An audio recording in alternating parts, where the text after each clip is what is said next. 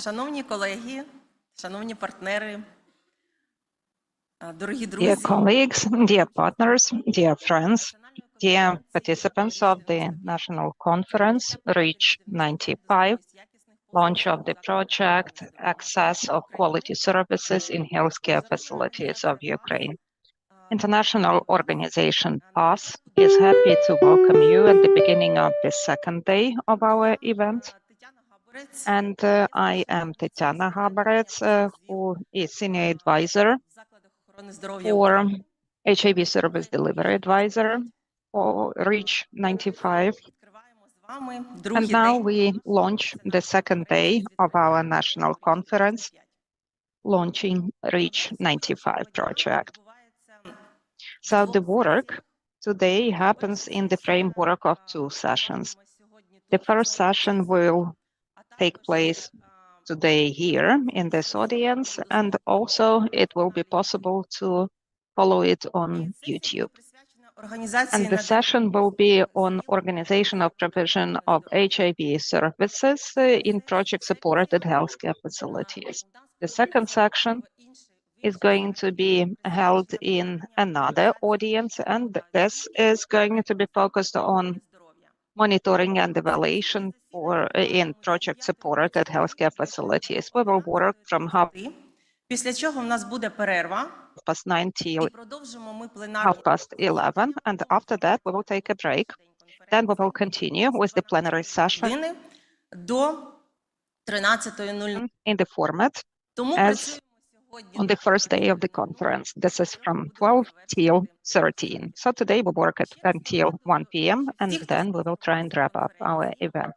Let me remind you that everyone who is registered for the conference today will have the opportunity to undergo the final testing based on results of the conference, and the participants who will have 70% minimum of correct answers will get a certificate with 20 credits of continuous professional development for doctors who will successfully undergo the testing. All the other participants, including nurses, will also receive the participation certificate. In particular, nurses, they will receive a certificate, and then it will be possible to count the credits on it.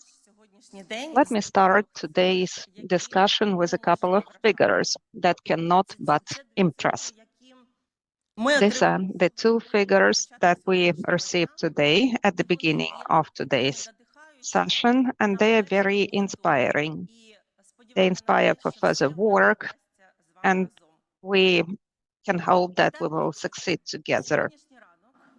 So, as of now, 2,927 participants were registered officially to participate in the national conference to launch Reach 95 project. But there is an even more impressive figure, because as of today, YouTube вільного перегляду, тому що команда Reach 95 registered participants for free access, because we provided the free access even to those participants who were not registered to participate in the event. So as of now, it is 6,015 views on YouTube of the first day of the conference. And that's not all of it yet, because today we keep working, and it will be possible to watch the conference in free access and also further on the YouTube channel.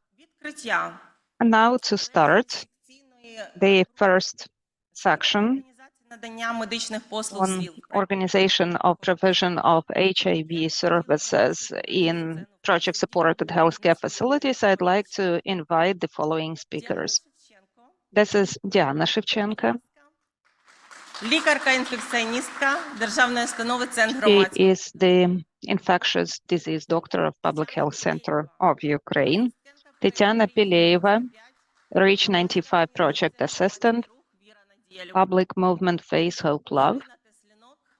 Irina Teslenok, head of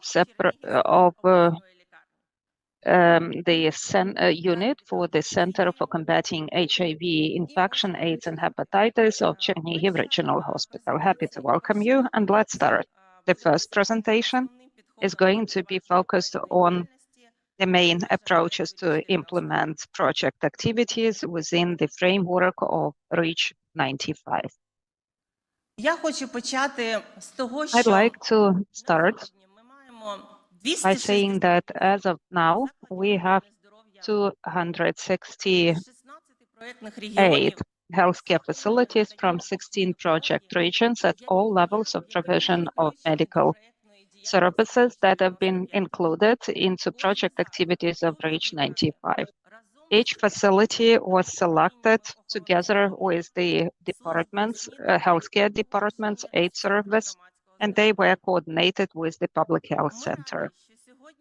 We are glad that today in the project we have 99 primary care facilities, 132 secondary facilities, and 37 at the tertiary level, facilities at the tertiary level. For successful, efficient implementation of project activities to happen, the project will undertake a couple of steps that we believe is necessary. So the donor will procure, and we will pass over to project-supported facilities, test systems to determine antibodies, HIV antibodies. These are going to be the first, second, and third test systems to make sure that we can conduct a full algorithm of HIV testing, which we will discuss at the level of healthcare facilities. Apart from HIV diagnostic tests, in the framework of the project, we will procure tests for viral hepatitis C, B, and syphilis. And also we will procure and pass over to healthcare facilities tests for HIV self-testing. During the first year, we will work with oral tests that will make it possible to determine presence of antibodies, HIV antibodies, based on the mouth cavity smear. And also, apart from rapid tests, we will also procure and provide to the facilities condoms and lubricants for HIV prevention activities. On the screen, you can see the first needs for the first year on the project for 268 healthcare facilities, all medical devices that I have mentioned.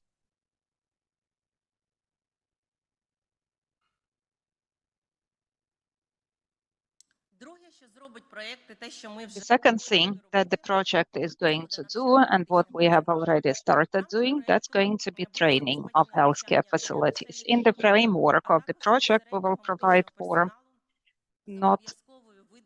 training of not only doctors, but also the nurses, and thus it will be possible for to receive continuous education credits. What we have done already, we have conducted training for trainers, where we have prepared the team of trainers that are currently conducting training for nurses at healthcare facilities in every project region. And this is the training focused on provision of HIV testing services for all project healthcare facilities. Currently, the project, together with PHC and the National University, Healthcare University, named after Shrupik, we have organized and we are implementing the thematic improvement and development training course for doctors of various specialties of the project-supported healthcare facilities. So today we have started the training course in the framework of that initiative.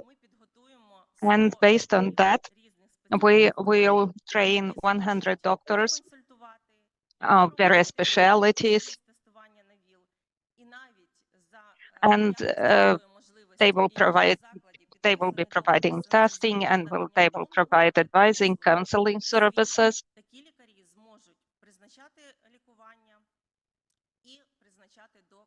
So these doctors will be able to prescribe treatment and PrEP.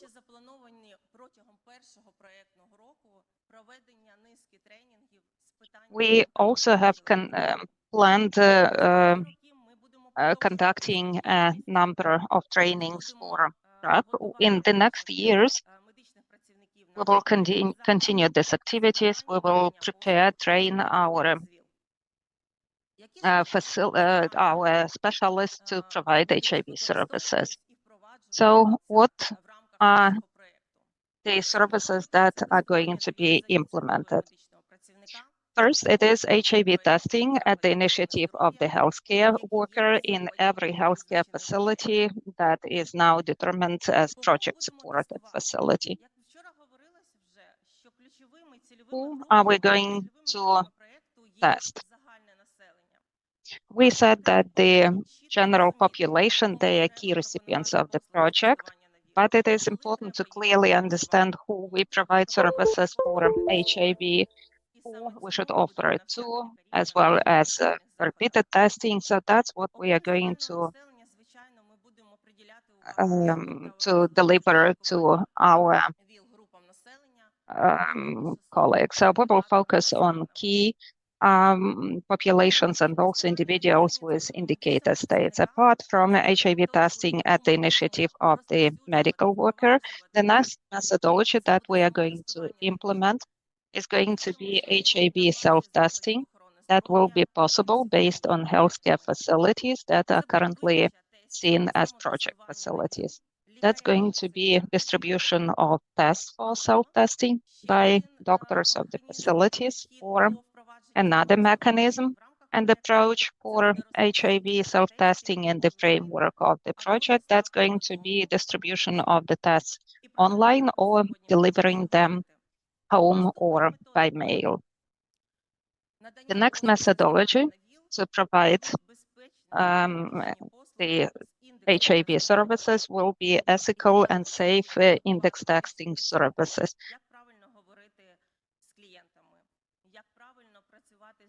So here we will be speaking about how to talk to clients, how to make sure that physicians involve their clients into HIV testing. We could see that this methodology results in the highest percentage of HIV new case detection versus other methodologies. The percentage of revealing the new cases under the method of index testing, it is 10 to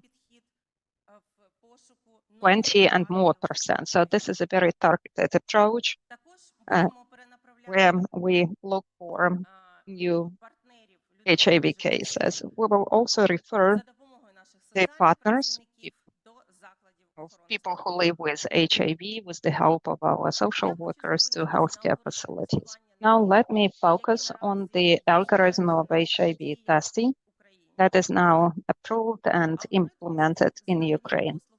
The algorithm for provision of HIV services was approved with Order 794, and it includes 3 phases. The first one is the screening phase, where we conduct the first rapid test, and if it turns out to be positive, we proceed with the next phase, and this is verification phase. This is where the second, and if the result is positive, the third rapid test is held.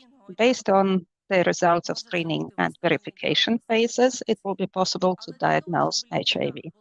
But for the individual to be under medical supervision and to be prescribed with ART, they need to undergo identification phase for HIV testing. And at that phase, we also conduct the first, second, and third tests. But this needs to be a test of another lot. And if all these tests turn out to be positive, the HIV diagnosis is confirmed the person is under medical supervision then, and the ART is prescribed for them.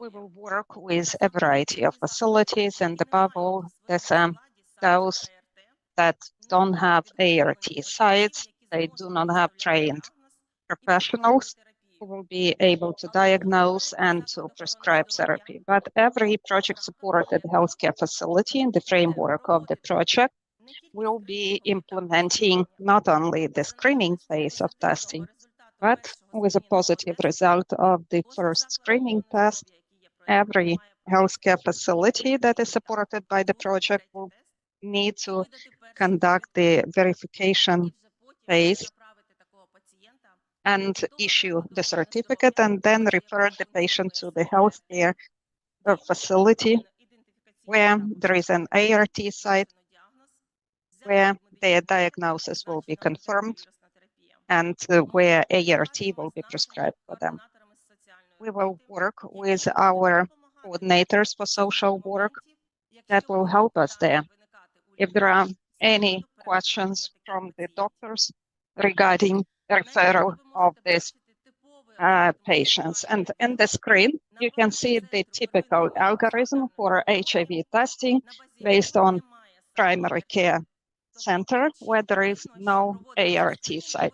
So we can see that there is the screening phase, and if the first test is positive, then verification phase is the next one. And then the person is referred for the identification phase of the test to the nearest healthcare facilities where there is a. So what the project has designed to help doctors in implementing the national HIV testing procedure so that the doctors could clearly understand who should be tested, who should be offered the HIV testing services, and how often. We have developed the instrument for healthcare workers on providing HIV services initiated by healthcare workers. The instrument lists all key populations, all vulnerable populations, and also it lists all indicator states where HIV services should be offered by, initiated by healthcare workers. The instrument was designed, printed out, and disseminated in the project healthcare facilities. And if those who are present here in this hall, you can get these instruments and bring them to the healthcare facilities and hand over to your colleagues for their daily use. What other activities have been done? We have already developed the standard operational procedures on HIV services provision initiated by healthcare facilities for facilities of different levels. First is SOPs for primary healthcare facilities with no RT size, and also SOPs for primary healthcare facilities with the RT size. And we'll say that we have already the first primary healthcare facilities that provide the full HIV testing services, and we will learn about their first results. So such LOPs have been developed for secondary and tertiary healthcare facilities with RT site and without RT site. The SOPs includes not only detailed procedures for healthcare doctors, but also the patient's pathways. They are standards, and they should be adopted to the specific healthcare facility. So under the project, we have developed 2 SOPs on pre-contact HIV prophylaxis. And we will train those workers on those SOPs that have been scheduled for the nearest time. So the next modality is HIV self-testing. What has been done under the project to implement self-testing? We have developed the standard SOP for social worker coordinators, because it is those coordinators who are responsible for reporting, for disseminating HIV self-test, their delivery to healthcare facilities, and close cooperation with the doctors in those facilities. We have also developed the training materials on HIV self-testing for our clients. We have also developed and launched chatbot on Telegram as online platform for ordering tests to be delivered to the patient's home. And also the chat will include a small questionnaire to assess any clients who would address the chat, whether he or she requires self-testing. Just to emphasize, the project is not targeted at testing each and everybody. We will be focused on targeted testing. Also, under the project, we will have procurement, installment of test mats. These are the devices that we will provide tests for self-testing. So the person can approach such test mat, push the button, and get the test. This activity is scheduled for the second year of the project, and these systems would be installed in selected number of facilities. As of today, the donor has purchased the first lot of tests for self-testing. They will be delivered to the coordinator and then delivered to the healthcare facilities to be disseminated among the clients. So just under the project, we will deliver self-testing without monitoring, because of the test will be delivered to the clients to their place of residence. But for the residents to get advice or anonymous consultation, each and every test would bear the label that you can see on the screen, which would specify the contact telephone of the social work coordinator. The labels would be region specific, because each coordinator has its coordinator, and the person would be able to contact our social work coordinator in the relevant region in order to get feedback or support in self-testing, or support or help in interpretation the results. So dissemination of tests for HIV self-testing would be done through healthcare facilities, would be of two times. The first one would be the primary, when the doctor, the healthcare worker takes off, gives the test to the person. And the secondary dissemination is for the partners. So we will arrange the information campaign so that the people living with the HIV could deliver those tests to their partners for self-testing. And here, it's logical to have the services like safe index testing. What is safe index testing? It is a targeted approach on providing HIV testing for partners of people living with HIV. These are sexual partners or and partners injection drugs use. And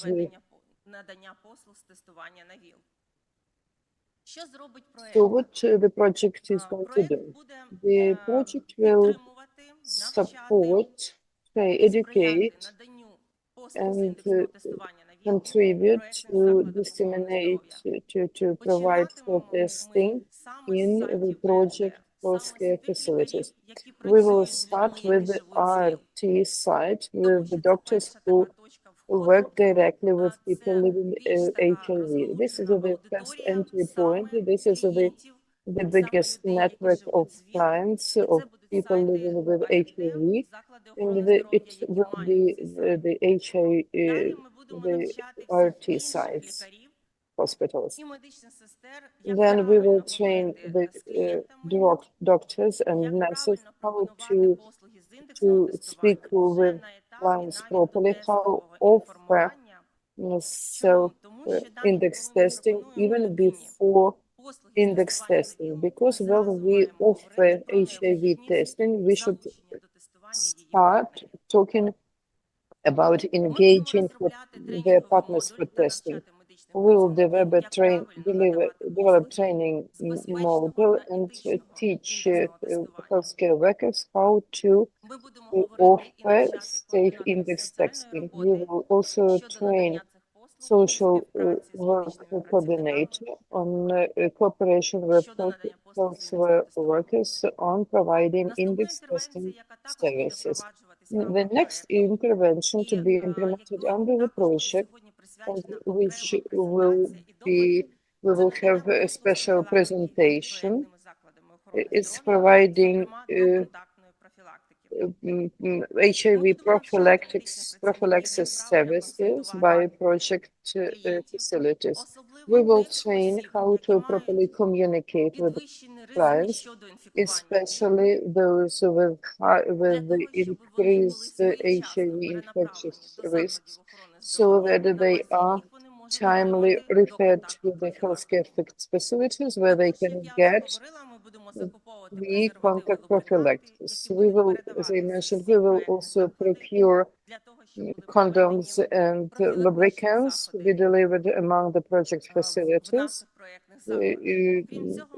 In addition, we will launch information campaign, including at community level all HIV prophylaxis.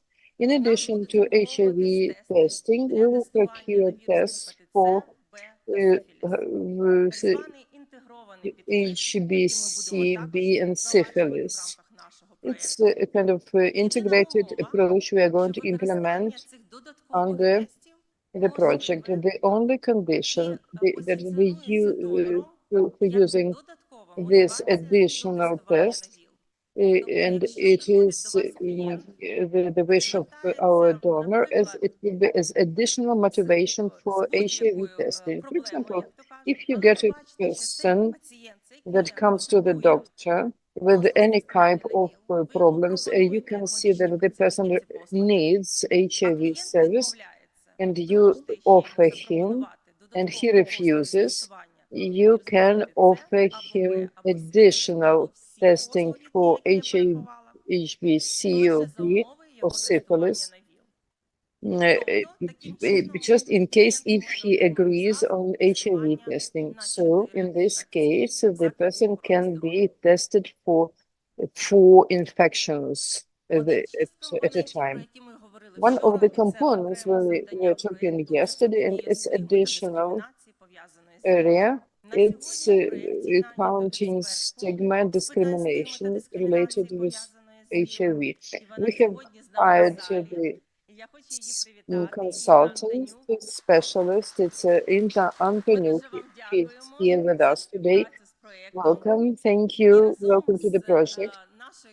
Thank you for joining us. And together with our expert, we are going to develop separate training model, a separate session devoted to counteracting stigma and discrimination, which will be included to all trainings to be delivered under the project. In addition, our international partners, as you had yesterday, will support us, our activities in this area, and we will jointly deliver models for devoted to counteracting stigma and discrimination. Another intervention under the project will be stigma index study. It is scheduled for 2027. It will be our next research, and the results of the research of the study performed last year will be presented today. The third area of the project is decentralization of HIV services. What is it is about? It is about supporting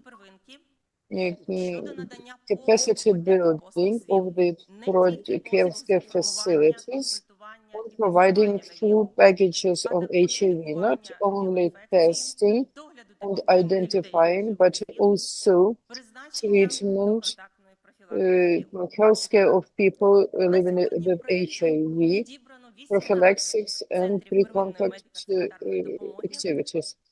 18 healthcare facilities in 3 regions have been selected in Chernihiv, Dnipropetrovsk, and Mykolaiv region, and we are getting ready to sign to be contracted by NHSU on full HIV service packages since 2025. And I would highlight 3 primary healthcare facilities in Chernihiv regions who have already contracted by NHSU on providing full HSV service packages since 2024. It is 1 year earlier before the schedule.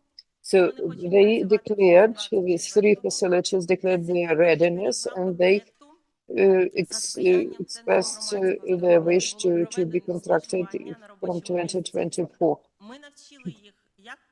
We have trained them on their facilities. We trained them how to test, how to communicate, especially on pre-contact prophylaxis. And today they already deliver those services. What are the innovative interventions planned for project facilities? I will just mention several of them, and we still develop our activities.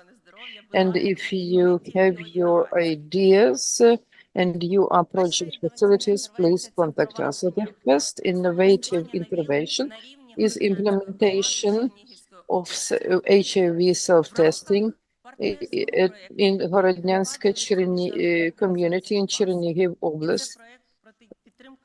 Under the PATH project implemented in Ukraine is counteracting TB. We have installed non-infectious disease screening in Chernihiv Oblast. It includes oncological, mental health, diabetes, cardiovascular diseases, and we decided to add to the list of services that are provided in such test points, the self-test. We have already had the pilot, and we have already trained the multi-screening items. 10 of them are available in Horodnyanska community, and they provide the full HIV services, and 2 screening units are established in the central library and social service of Horodnyanska community. So the self-testing services will be available for the residents of the community since July 1st. We will launch this activity there. Talking about other innovation, we are going to implement from the second year of the project activities. It's implementation of HIV testing services based on ambulances of Odessa Emergency Center.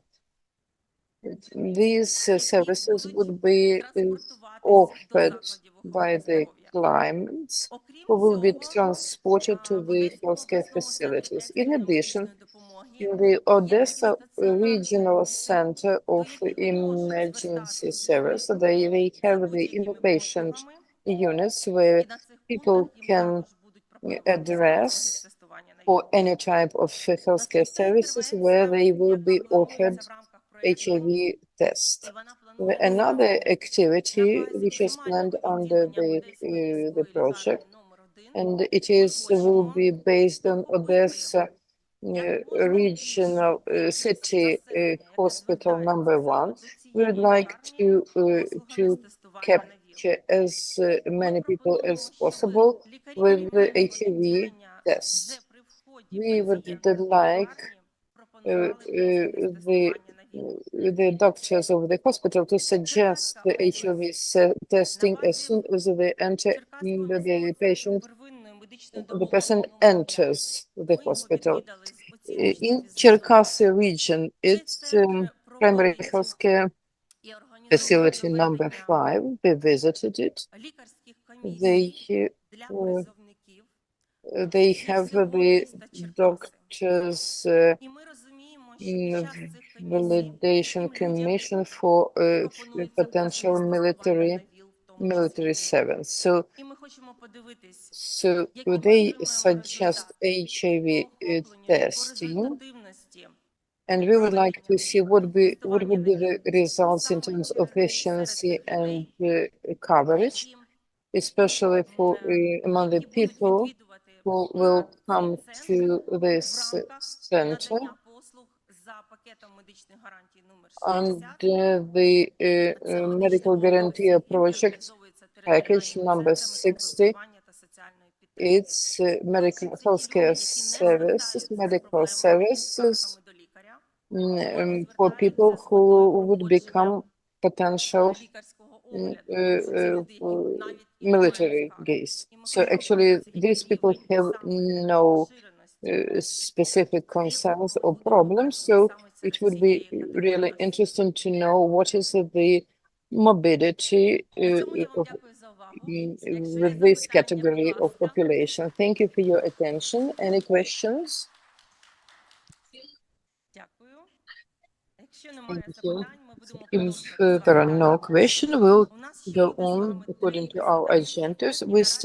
We're going to have 3 presentations more. And now I'm inviting Diana Shevchenko, infectious disease doctor, Public Health Center of Ukraine. Her presentation will be HIV pre-exposure prevention in Ukraine, achievements and barriers.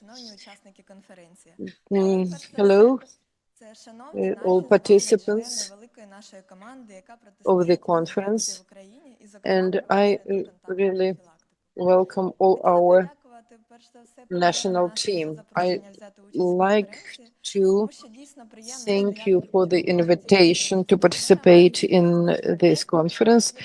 It is very important to be here with you, with dear participants who are present here.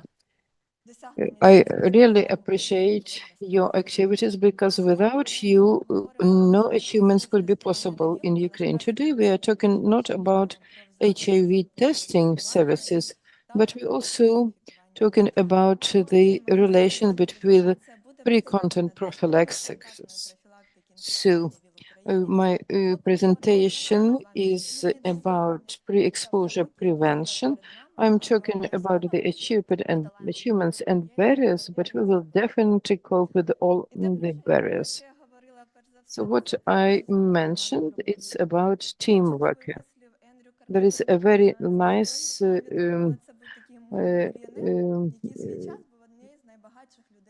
statement by Henry Carnegie, which is teamwork is the ability to work together toward a common vision. It is the fuel that allows common people to attain uncommon results. Actually, it's about the pre-contact, pre-exposure prevention, because it requires engagement of all partners. If all the members of the team work together, we will achievements can be possible. I'd like to tell you about the role of pre-exposure prevention. Just wanted to show you the last results presented at the international conference. You know this conference, CROI, and in 2024, they presented the survey conducted by our Australian colleagues on PrEP and the role of PrEP in reducing HIV infectioning. That was interesting because it was conducted at the level of the general population in Australia, and it proved that PrEP makes it possible to reduce incidence by 79%. How they conducted this survey, they took non-identified data of patients who at least once had PrEP in the period from 2017 through 23, and they compared the new occurrences, new cases of HIV in various groups, where people had one PrEP, where people were more adherent because they had high risk behavior. So it was proven that where the coverage with PrEP was more than 60% of the days where they encountered risks, the reduction of the incidence was 79%. And this is another survey, another trial, modeling trial in Lancet that describes impact of PrEP in the next, say, 20 years. That would make it possible for us to achieve reduction by 79% of infectioning and reducing the mortality rates. You can see the links on the slide, and when you have time, you can follow that. So now about our objectives. Yesterday, we spoke a lot about the state strategy to counteract HIV, TB, and viral hepatitis till 2030. And all of us know that our strategy includes operative strategic goals and also objectives to implement the strategy. And one of those objectives is provide access to PrEP services.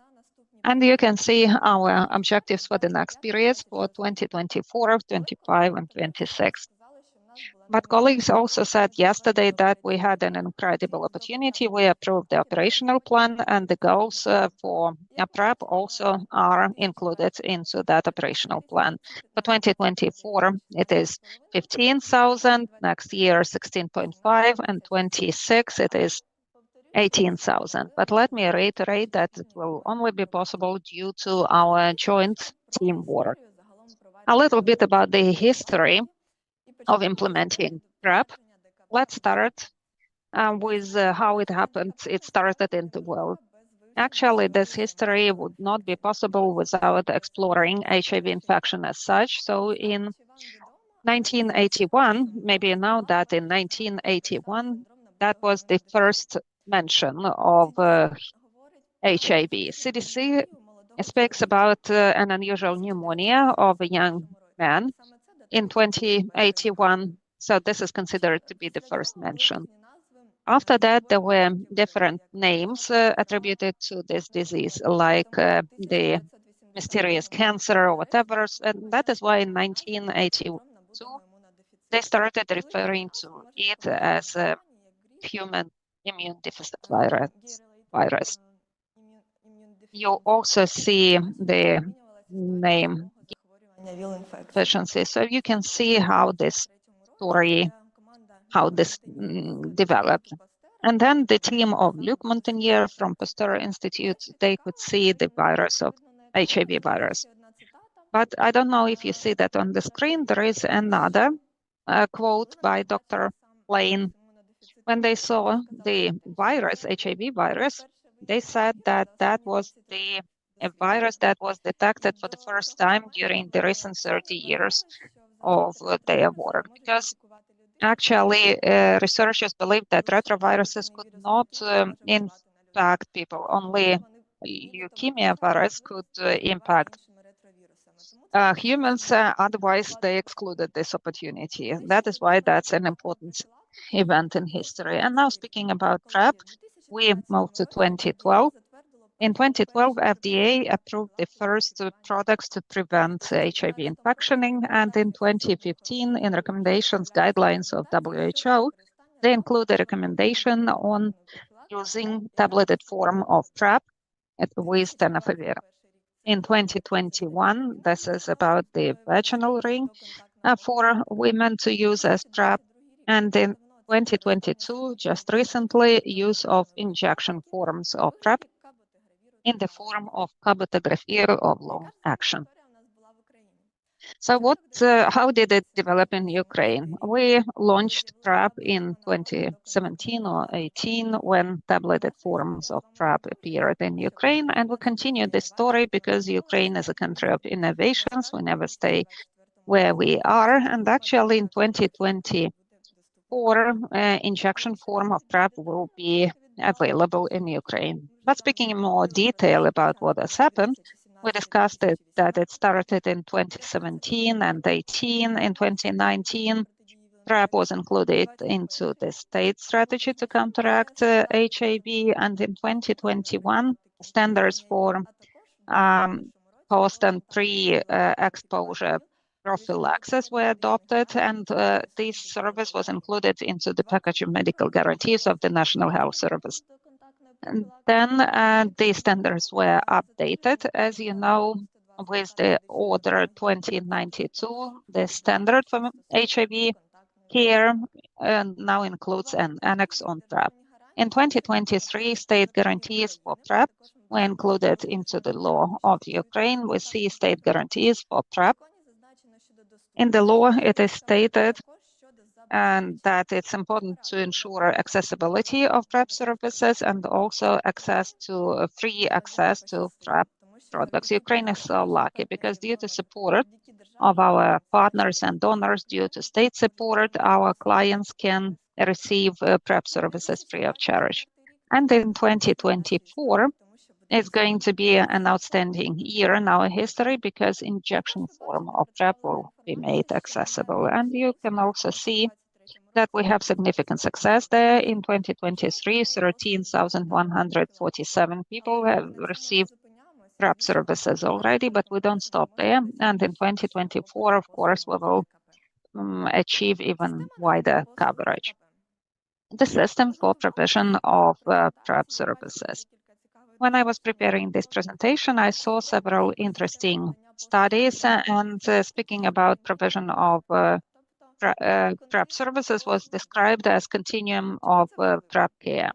Why that's important, that's a continuum? Because we need to understand that that's a comprehensive system, and each of us needs to understand that it has several components and they never end when the client is brought to a healthcare facility, because actually everything starts with awareness of the client, and not only awareness about PrEP, but also about the risks that the client may have. Because the client may not even know that they have any HIV infection risks. The next component is risk assessment by the client and awareness about PrEP involving and adherence to PrEP programs. But here I'd like to share another term, preventive effective adherence. I saw a great statement about that PrEP is a lifelong journey. So people use PrEP in the periods where they encounter infection risks. That is why it is important to convey to our clients that in the period when they encounter risks, they need to take PrEP. And today we have discussed a lot various models of provision of services, and here you can see a number of trials, the primary care, obstetricians and gynecologists and nurses. In the context of expanding PrEP services, we need to consider various models that exist in the world that have shown good results, where there has been positive experience. So the first research was conducted in the US among healthcare professionals, where they indicated that most clients come not via the HIV service framework, but they come from primary care. So these services need to be available there, or at least some information needs to be provided at that level. The next trial or research, it was about family doctors in Belgium. They asked family doctors about their role in PrEP. There were 4 groups of people. Some said that they see their role as informing the client. Others said that they could look for the clients to whom they would recommend PrEP. And the third mechanism is that a doctor who provides HIV services could prescribe PrEP, and then the patient could visit the family doctor for that. And the fourth model, this is where they prescribe and provide PrEP. Gynecologists, it's interesting. They asked gynecologists about PrEP, and they said that for women, gynecologists, they are like gurus, meaning sexual health. So women would trust their gynecologists if they provided more information about possible prevention, prophylaxis measures, including PrEP. It's not necessary that the doctor prescribes PrEP, but at least there should be some awareness raising.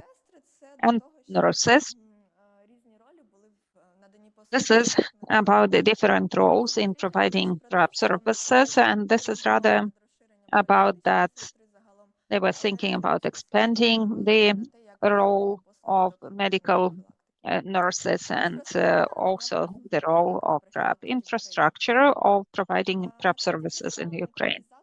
On this map, you see the number of sites, facilities that provide PrEP in every region of Ukraine. In green, you can see the services, the regions where the services are provided at the primary care level as well. And you see that another part of the puzzle is that PrEP includes both healthcare facilities that are managed by the Ministry of Health. There is an important role of NGOs that accompany and manage the clients, refer the clients, inform them about PrEP. And also in Ukraine, PrEP is available in penitentiary facilities and in those facilities that are subordinated to the National Academy of Medical Sciences. So we already have this comprehensive approach, but we still have something to work on. And why I show here the National Health Service of Ukraine, I emphasize that the facilities that have entered into contracts with the service regarding HIV services, they can provide PrEP services to their clients. And a bit of statistics. Here you can see statistics for several years regarding engagement of new clients, and by region in 2023, every region in Ukraine, quarterly data on involving new clients. We see some leaders, and that's Chernihiv, Dnipropetrovsk, the city of Kyiv, Kyiv Oblast, Odessa Oblast, and we see the overall situation in Ukraine in first quarter 2024. 1,600 new clients have been involved in PrEP services. And now speaking about our client profile, at the previous conferences, we've discussed that a lot, but what I would like to emphasize here, we have, so in 2023, mostly those were MSM category. This is 41%, 31% is foreign couples, and then IDUs, and a very small percentage, 1%, this is sex workers. Definitely we need to work on that to increase the coverage for all groups, but especially for sex workers, because 1%, this is insignificant. And 0.5, this is transgender people, and in 2023, only 6 transgender people received PrEP services. And now age and sex of clients. Why I show this profile? Because here it is about more targeted informing of those clients who are not yet involved. The profile of PrEP client by regions. We discussed various groups, and you can see the map of Ukraine. In dark color, you can see regions where clients prevail from discordant couples, and light color, this is for MSM. Where they prevail. You will receive all of these materials and you will be able to analyze, scrutinize this. And a little bit about implementation of the injection form in Ukraine. In 2021, FDA approved the cabotegravir long action as a method for HIV treatment. In 2022, it was already included into WHO guidelines. 2023 is key for Ukraine because due to support of our colleagues from PEPFAR team, injection form of PrEP will be available in Ukraine. In 2024, it will be implemented in Ukraine, and we already had a press event on implementing injection PrEP. So it will be available in Kyiv and in Lviv. But clients from any region of Ukraine will be able to access long-action cabotegravir, where it will be more convenient for them in Kyiv or in Lviv. So we are waiting for registration of the product in Ukraine to implement the injection form of PrEP. For those colleagues who don't know that yet, who don't know what's the difference between cabotegravir and the tableted form, you can see how injections happen. One injection, another one in a month, and then every 2 months. For Ukraine, that's a great opportunity because our clients will have additional choice, additional option for PrEP.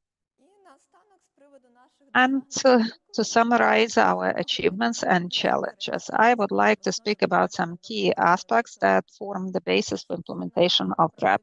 First, this is regulatory framework. This is about that we have the standards, the law of Ukraine, the state strategy, and where it is about PrEP. And decentralization of services, accessibility of PrEP services, training of service providers for PrEP, quality services are provided by those providers who have undergone some training. So we need to focus on that. Availability of the products for PrEP, providing for quality of the services, awareness raising campaign, an important component without which it wouldn't be possible, teamwork of NGO and governmental sectors, public sectors, key component as well. Only coordinated activities will make it possible for us to achieve success.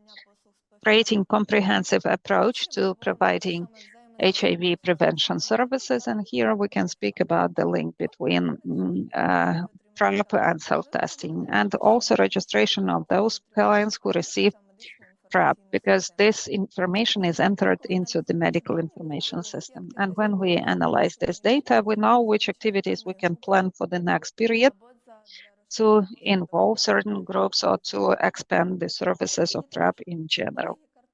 And also, colleagues, this is the mapping of PrEP services, because we need to have a general understanding about where clients can receive PrEP services. Several photos from the activities that took place and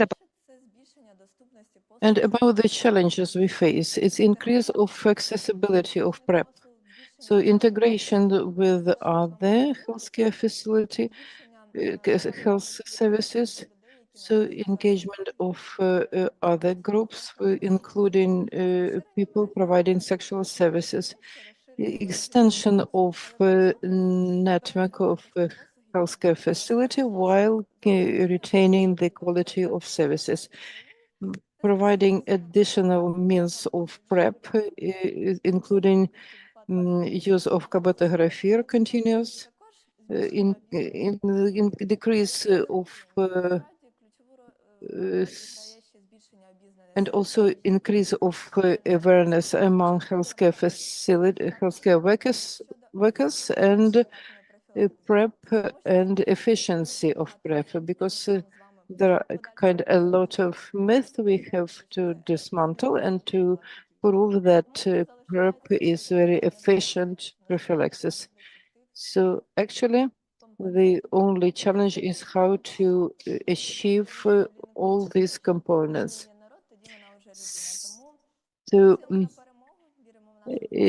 I would like to cite Lina poetess, Ukrainian poet Lina Kostenko. She said, if a person has a people, then this person is part of the people.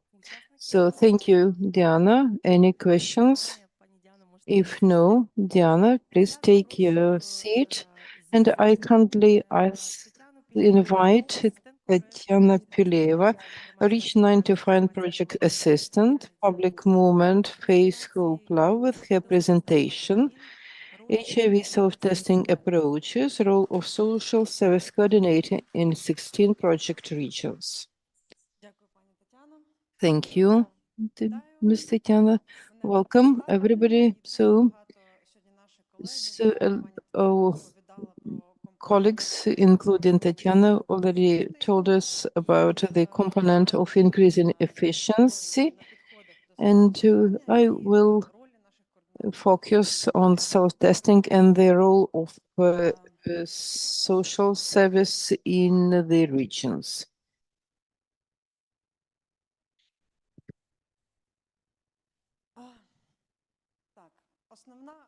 The key role of the social coordinator includes coordination and organization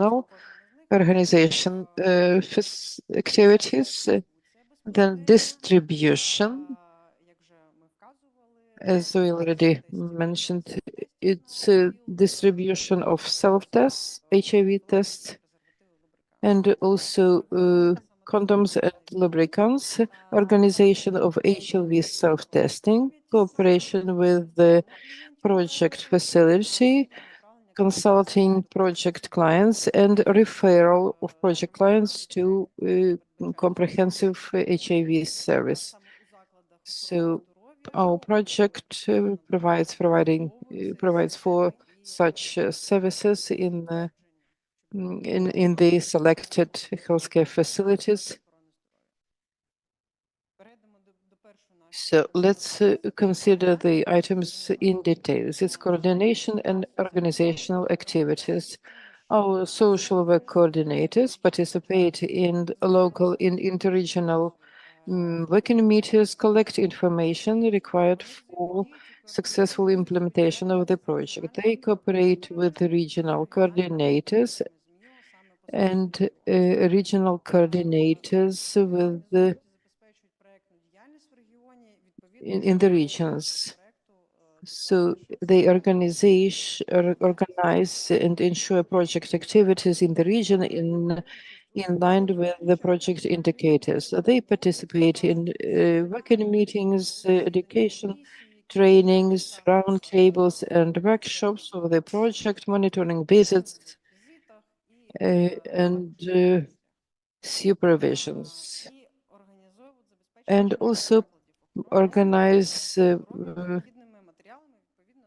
provide rich support project facilities with the required equipment. So distribution, our coordinator accept currently oral tests, condoms and lubricants. We being the public NGOs Face Hope Love, accept them to our warehouse, and we control the condition of storing, because the tests have very strict storage conditions. And then we allocate them to our regional coordinators, so they accept them and keep them stored in the relevant warehouses. Then they prepare those supplies for distributions. As Tatiana mentioned, we have developed the training materials, and we have these labels, and the labels is based on the test with indicating the name of coordinator in the region. For example,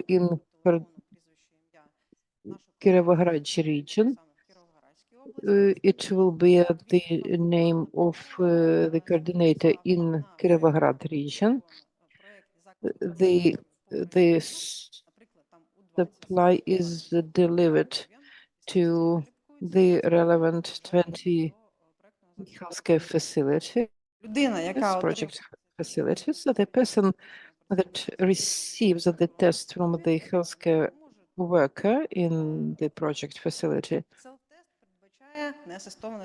So self-test means non-assisted test. So the person takes the test and goes back home, and as soon as it is done, the person can call on the phone, but using the telephone number mentioned on the test. Then with the management of the healthcare facility, they arrange you all the procedures for accepting and distribution of the materials. And also coordinator on the social work receive the reports. They collect also information on distribution of tests in each healthcare facility.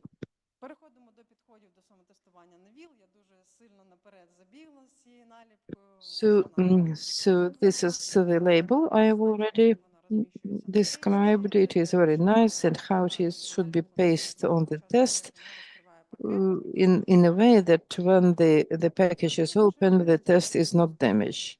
The primary distribution test for self-testing. The social coordinator delivers the test to healthcare facilities, to the doctors, and then to the clients. And another innovative distribution approach is via internet. We have developed the chatbot. That technically it is already done. For example, a person in Kirovohrad region would like to get a test for self-testing. The person can, after it fills in the coordinator, then it will the person will be contacted with the coordinator in Kirovohrad region. So our approach is client-oriented. So secondary distribution of tests for self-testing of coordinator on social work distribute via internet or by post to the client living with the HIV directly, and the client can also order several tests, at least two for himself and his partner. Also, the coordinator could deliver tests via coordinator, via a partner. It is also a very efficient way. The cooperation with the project healthcare facilities at regional level. We have regional coordinator and regional coordinator with the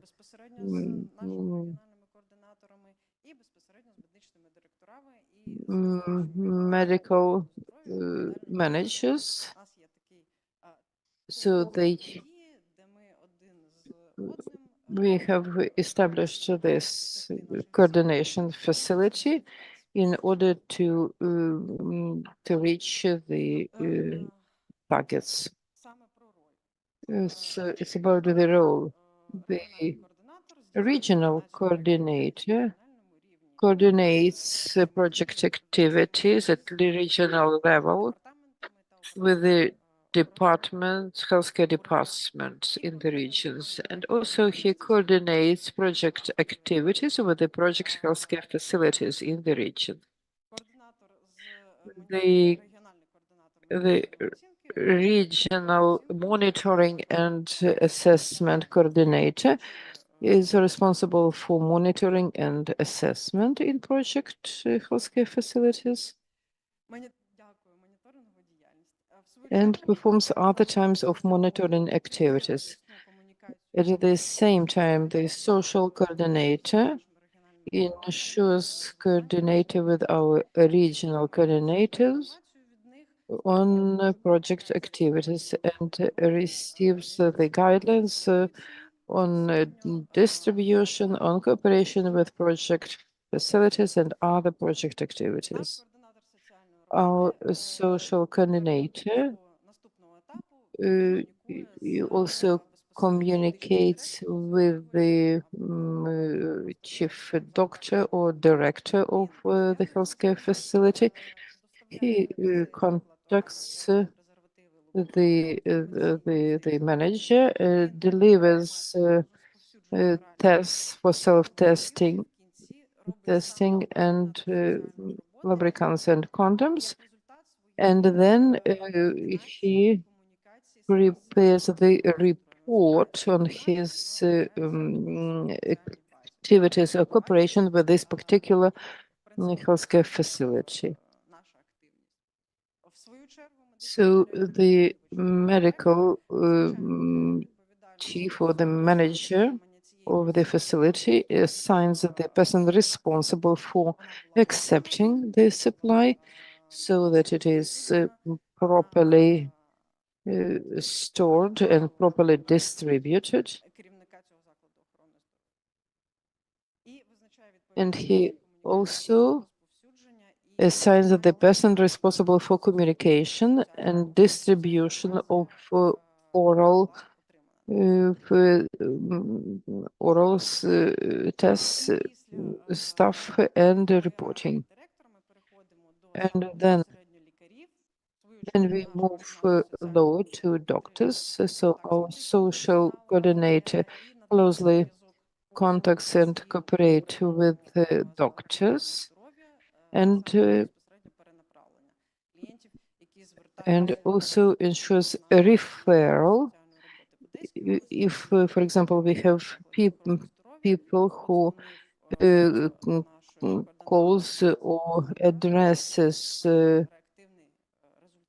contacted via the chat, and then he would be referred to Ms. Svetlana. She is our social coordinator in Odessa region, and then Svetlana refers him to the relevant facility. The doctors distribute oral tests among the population guided by the guidance and recommendations, and refers to the social coordinator those customers who came, who have already provided the verified positive results.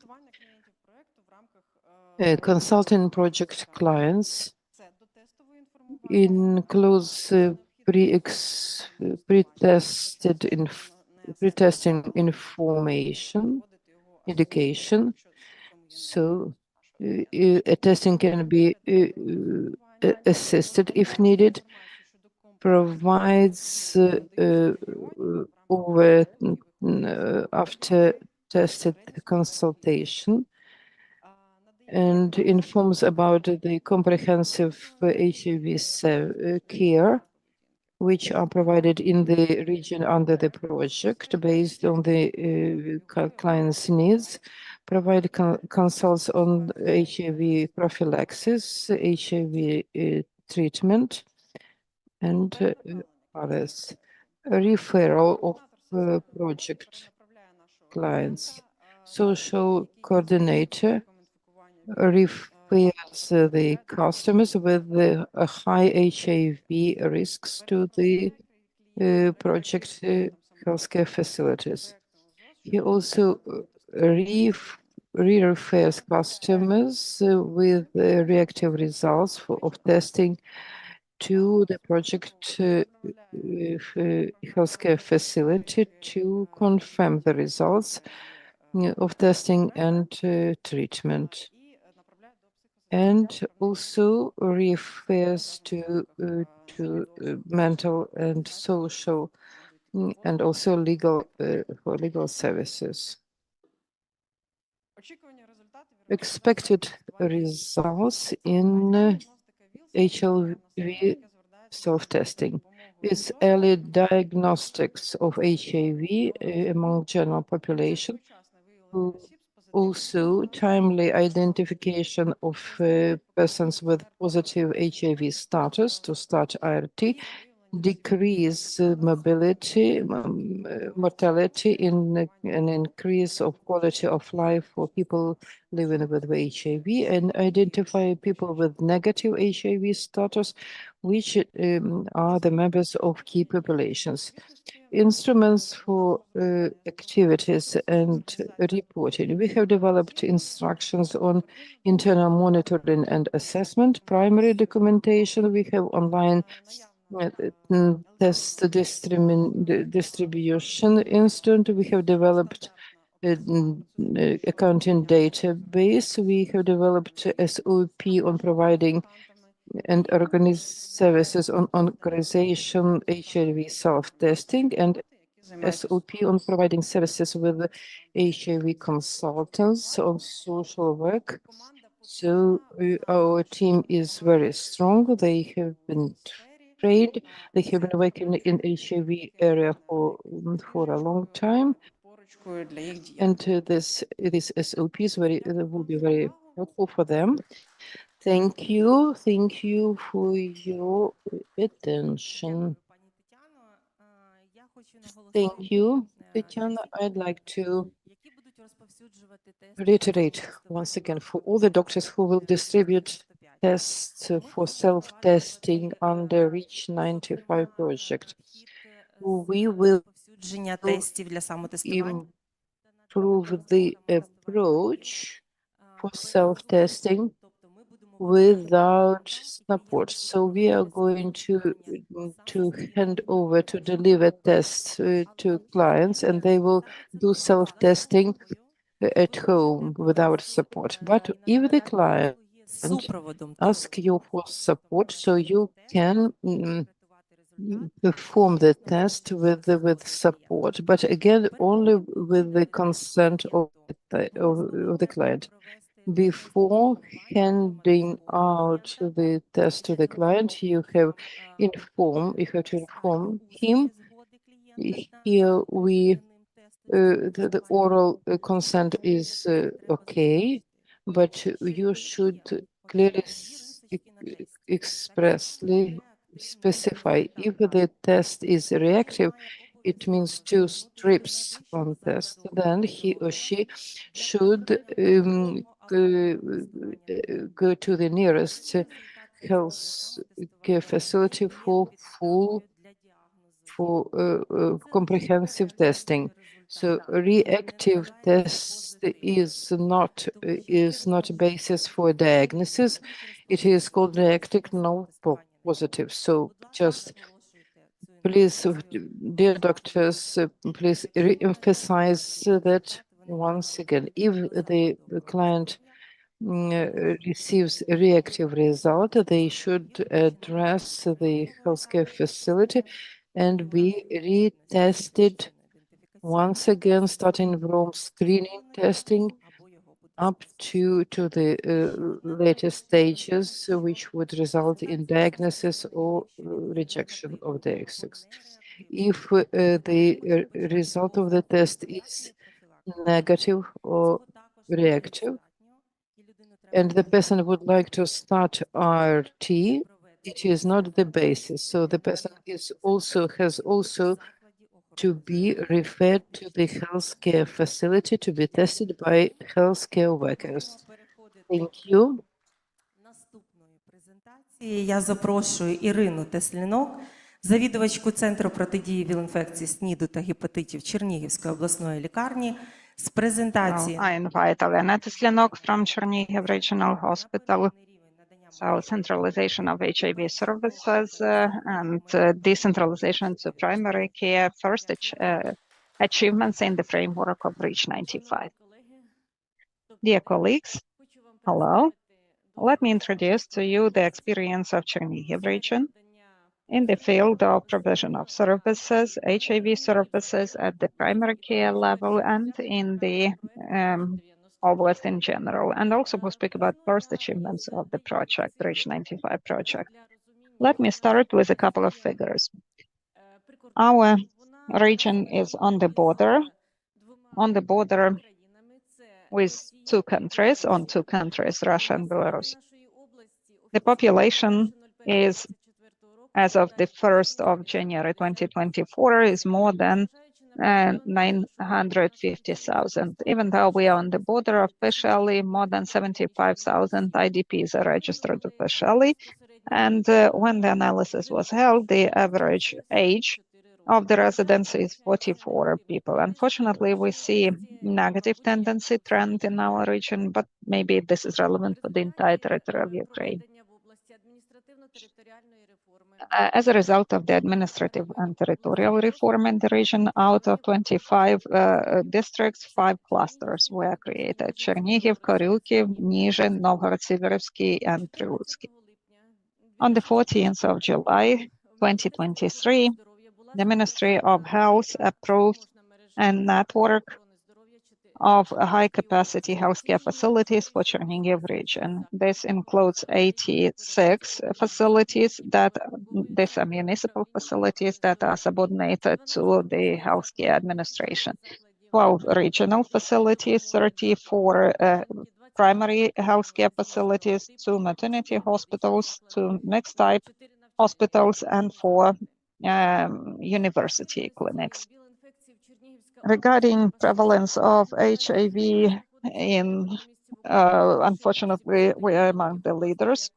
We are following Odessa, Dnipropetrovsk, Mykolaiv, and we are number 5. Our prevalence in the region is 439 per 100,000. This is higher than the average. Same level of incidence. We are also number 5 and above the average indicator for Ukraine. Mostly, we register such cases in Chernihiv district. Also, it is unpleasant fact that our region is the region where they registered the greatest number of HIV cases that is first detected in stage 3 or 4. If we analyze pre-war years and the situation now, 50% of all first newly discovered cases, they are quite long-term cases. This is stage 3 and 4. This is the cascade of services for our region. First 95, well, unfortunately, we only have reached them by 74% people registered. And you see people on ART and people with undefinable viral load. Regarding dynamics of testing, in 2023, we managed to go back to pre-COVID figures. In 2023, we conducted more than 90,000 HIV tests, 78% these are rapid tests. And the positive thing is that if we compare the situation with 2022, in 2022, we did not have a proper functioning for primary and secondary level for HIV diagnostic, and then the number of tests increased at these levels, and thus the results are also positive. The positive thing is also that in 2022, only 7 primary facilities provided HIV testing, and in 2023, it is 34. All the facilities at the primary care level, they conduct testing. More than 123 positive results were detected. The war made its corrections. In 2024, for the package number 21, there we contracted with the National Health Service 7 primary care facilities and 15 ART sites. ART sites, before the beginning of collaboration with the National Health Service, there we conducted decentralization, and in our region we had 24 sites. But unfortunately, before 2022, 8 sites closed down, 14 left. One ART site was opened based on private center, medical center, 100% life. And during the war in 2022, when Chernihiv was occupied, when they exploded the bridges and Chernihiv was cut off the region, well, frankly speaking, the aid service of Chernihiv region was not ready for the war, as was 100% live. Mr. Sherimbey was getting ready, we did not do that. So our patients all over the region did not have access to medication. And then it was not so much about disclosing their status. Since ART sites were closed down, they would go to family doctors, disclose their status, asking for medications. We had to send those by boat, crossing Desna River. Unfortunately, at one of those transitions, volunteers were killed, as you know, Stefanishina. But the products were delivered to the sites in that way, and due to PHC, when the distribution of these medications was taking place outside of Chernihiv, and then we developed logistic routes, and those medications were delivered to other ART sites without going to Chernihiv directly. Thus, we see the need to open sites in the framework of primary care facilities. There is political adherence and will to do that. Chernihiv Regional State Administration on decentralization of HIV and TB services to delegate that to primary care facilities. In 2023, when conducting an evaluation visit, when we were visited by representatives of Reach 95 project, we contacted them and we asked them to train and prepare 3 sites. Why 3 sites? We decided on that because 2 of the sites are on the border of Belarus and Russia. One of the sites, it was closed down. It was on the secondary level, and thus we had this route of live people were evacuated along this route from Chernihiv and Kivska community. There were a lot of IDPs there, and most of the inquiries for ART were from that side, and it is on the other bank of the river. Regarding approaches to expand primary care services,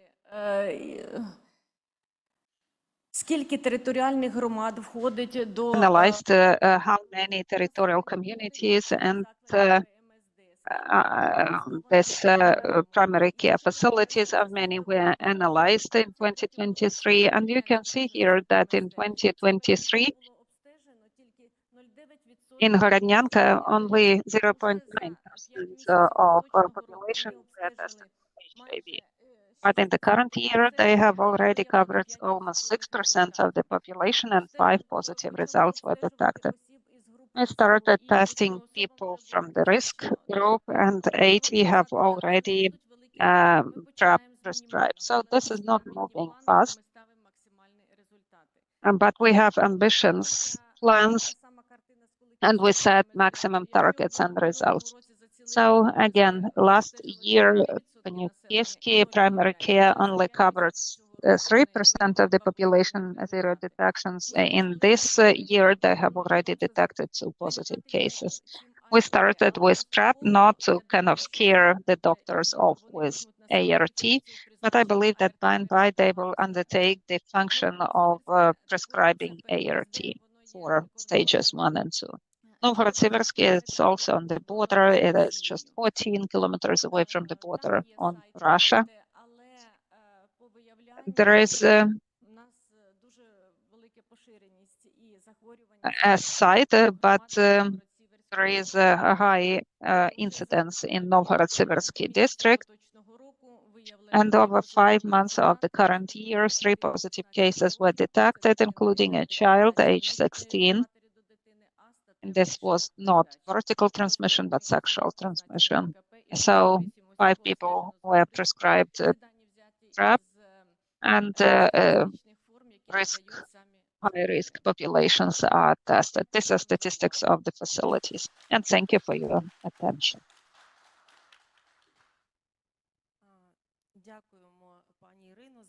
Thank you, Irina, for this presentation.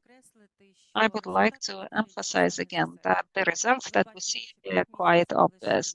You could see that for 5 months only, primary care facilities have been providing a set of HIV services. We see first cases detected, and we see how many people already receive PrEP services. So if we go back to presentation by Dmytro Sherenbey yesterday, when he was speaking about every life, even small figures, that's about human lives.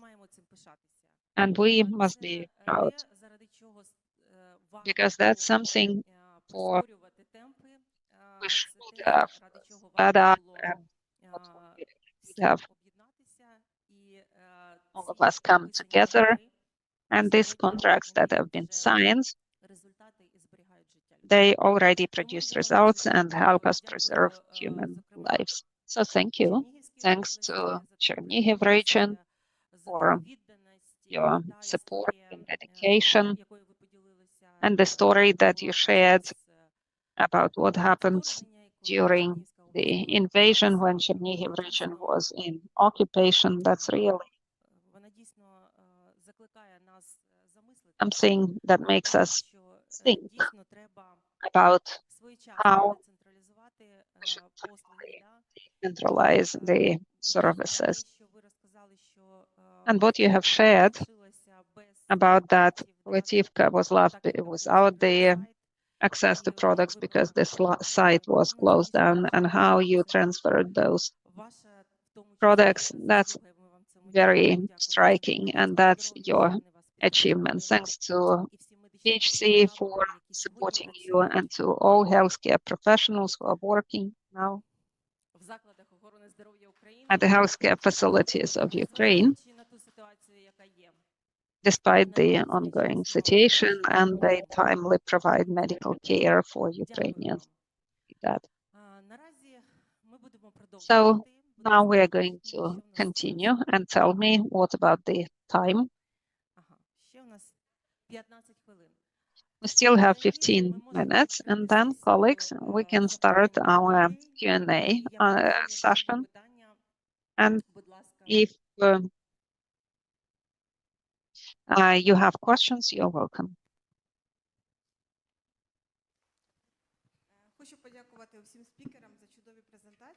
I'm grateful to all the speakers for the outstanding presentations. I have 2 questions, maybe to Tetiana Habarets and Tetiana Peleva about self-testing.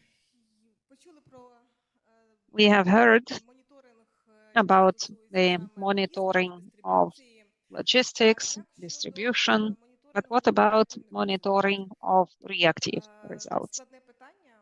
That's a challenging question. I understand that, but do you kind of plan that, envisage that, and maybe with a chatbot, with an application, the client themselves, well, of course, not everybody would wish that, but still, how do you see that further on? And the second question goes to Irina. This is about this leap in testing. If you compare 22 and 23, and it is clear that well, mentorship and technical support, that's important, but Order 34 has been in place for several years. Primary care facilities should test patients, and we could see a significant increase of this activity in the last year. So maybe you could share some best experience there, best practices. Since I'm here already, let me address the first question. Thank you for it. It is very relevant. So now speaking about reactive results and feedback. The situation is that we will implement self-testing without the management of without the accompaniment. If people wish to share the result, they can call the coordinator for social work, who will be able to refer them to healthcare facilities and enter the information to their forms, and that this patient contacted them for the purpose of informing or getting more information because of the reactive result. So in the chatbot, it will be possible to share the results, so there will be this option. And with the chatbot, again, there will be access to information about where it is possible to undergo the full algorithm of testing. There will be the list of healthcare facilities. In particular, there will be project-supported healthcare facilities where they can go for a full HIV testing algorithm. We do not expect to implement extensively HIV self-testing with kind of accompaniment. We don't want to overload healthcare professionals in the sense of self-testing, accompanying the clients for self-testing. But if a client wishes to conduct self-testing with a medical worker or social worker, it will be noted, that will be registered and documented. If we speak about self-testing on the community level, as I mentioned there, and the course of pilot implementation, we position priority of self-testing, accompanied self-testing services. We will train the screening specialists to provide HIV services with accompaniment. And we expect that 60% of clients who will receive the offer of self-testing, we hope that they will agree to do that in an accompanied manner, and then that will be registered as well. Today, we have already developed the forms where it will be possible to enter the information about the results. And together with the community, with the project, we will develop patient routes, because there are quite distant regions and villages where there are screening items, but from there it may be very difficult to go there. And when we conducted this training with this community, we heard that in some places they only have a bus once a month. That's a challenge, of course. And that was one of the reasons why in those screening sites they introduced these activities, and we wanted to add self-testing, HIV self-testing for those testing sites. If we see the results there, we will disseminate that, and we will try and more actively implement self-testing services, accompanied services, to see the result. Thank you, I hear that, and it will be very interesting to hear, to see the results and to compare experience of other countries as well, because if we speak about self-testing and feedback, surprisingly, I did not even expect that the feedback was quite active via chatbot. Clients do report. Thank you. Maybe Tatiana has something to add there. Can you hear me? So my question would be about the feedback due to Tatiana. Well, she's involved in fruitful development of this online tool, and there is this function, that's true, to share the results, but we cannot conduct, register it for every test and register everyone and contact them and request the more precise information.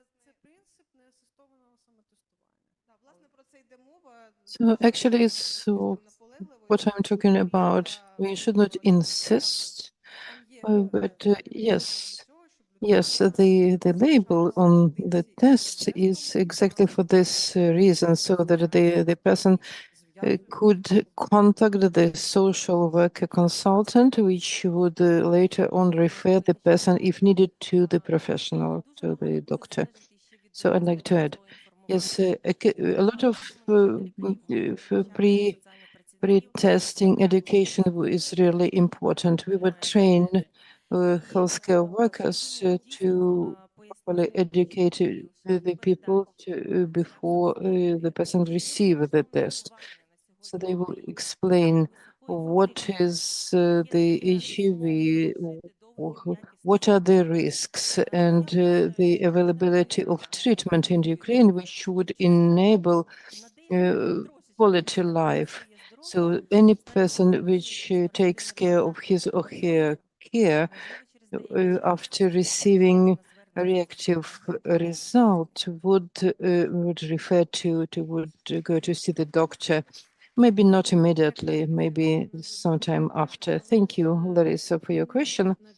So I just have one question. In 2023, this increase is only due to the commitment and political will of the regional management. Now, the head of the healthcare department and the deputy governor, she is the head of the coordination council, the HIV is their focus. So our coordination councils are really efficient. We have not only regional coordination council, but we also arrange council, cluster council meetings. And as I mentioned, the deputy governor said, I don't need the figures, I need the methodologies. All the methodologies are considered by the coordination council. They are in this and next there is a follow-up and on its implementation. So I would say that the key is the political will of the regional governor and top managers. Thank you. Irina Babenko Alexander, Director of Odessa HIV Center. You have 34 central primary healthcare facilities in regions. What is your vision later on logistically if all those 34 centers would provide HIV-related services? How can you see this logistics of those 34 primary health centers and this accounting and financial load for yourself? Who would finance all that activities? And also about laboratory support to those healthcare facilities. As of now, we have no problems with logistics because charity foundations, including 100% of life and Alliance, public health foundations, and also each primary health care facilities have several vehicles. They go to Chernihiv at least once a month. We do have our laboratory is really has a lot of job, but we cope, and we were promised to get additional Barrett Chin expert device for Chernihiv region, and we will cope. Yes, in terms of laboratory diagnostics, the blood for diagnostics is frozen, and we receive frozen syringes. They are processed during 1 week after delivery. CD4 are delivered to each primary health center, and we try to cooperate with 100% Life or Alliance. So, and what is the financial component of financial support? So if it is just the accounting department of your hospital that has to process all these documents and also laboratory analysis. Yes, we have contracts with each private healthcare facilities. They are contracted by NHSU. In terms of accounting, our hospital is big. We have 38 departments, and our accounting department is strong enough. For HIV unit, we have the designated accountant, and we have never faced any problems with that. Why am I asking? Because I faced this problem in our city. We have several sites of mental health care sites. So we get medicines from Kiev by they deliver 100% of life. Mr. Sherimbey yesterday had a very nice speech. So they calculated that when the vehicle comes from Kiev to one pharmacy and all the sites receive medicines from this one pharmacy.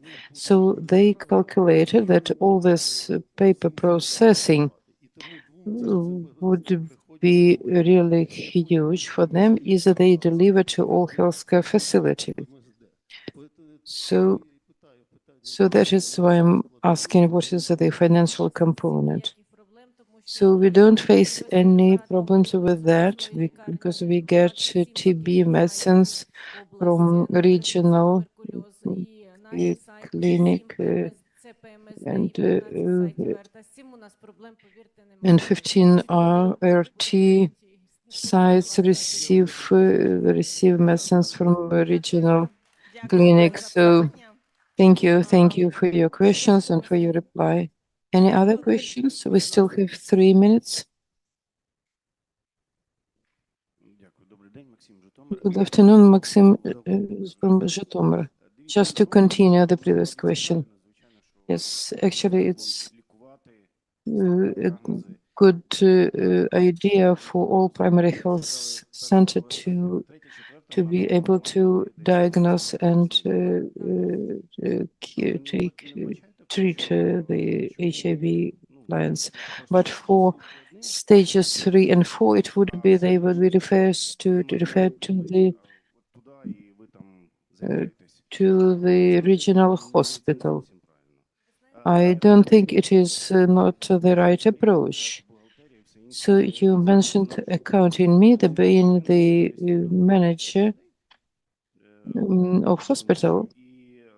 I in my HIV unit is staffed with 5 people, and we just survive. If every primary health care facilities would have their site, so we'll be facing problems with staffing. So in terms of accounting, now I have 2 accountants for processing documents. It's for a big so if in addition to phases 4 and 5, how could we survive? We have 3,000 patients, and we have 3 infectious disease doctors, including me. We earn money, and half of them go to us, and half of them go to hospital. On these patients, we earn 1,002,000 hryvnias monthly. So the patients who visited contacted the family doctors would never come to our regional center. So they mostly those who first contacted family doctor would never go to us specialized center, and also those who are under our supervision for many years would never go to family doctors. So we are not competitors here.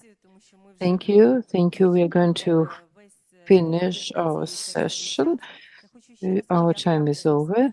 I'd like to thank you, all the speakers, all the participants for your questions. Now we are going to have 30 minutes coffee break. We'll be back here at noon. We'll continue our plenary session and we'll finish at 1 p.m. For online participants, so you are having break till 12 o'clock. Thank you.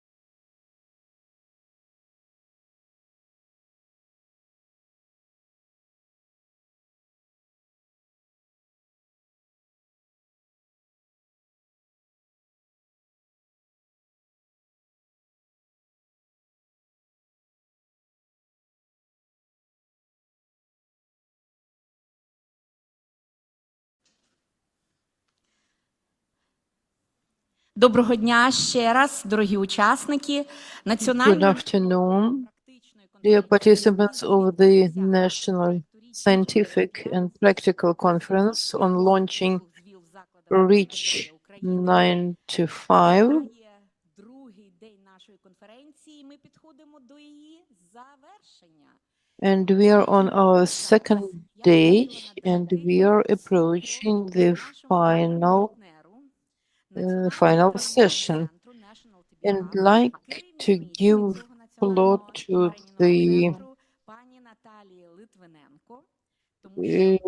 Ms. Natalia Litvinenko, head of our partner, information partner, because she has very important information to all the participants of the conference. Natalia, over to you. Thank you, Svetlana. I'd like to welcome once again all the participants present here in the hall and those who joined our conference online. And yesterday, we already mentioned that the conference is a success. It is proved by the first day. We were sure it would be very popular,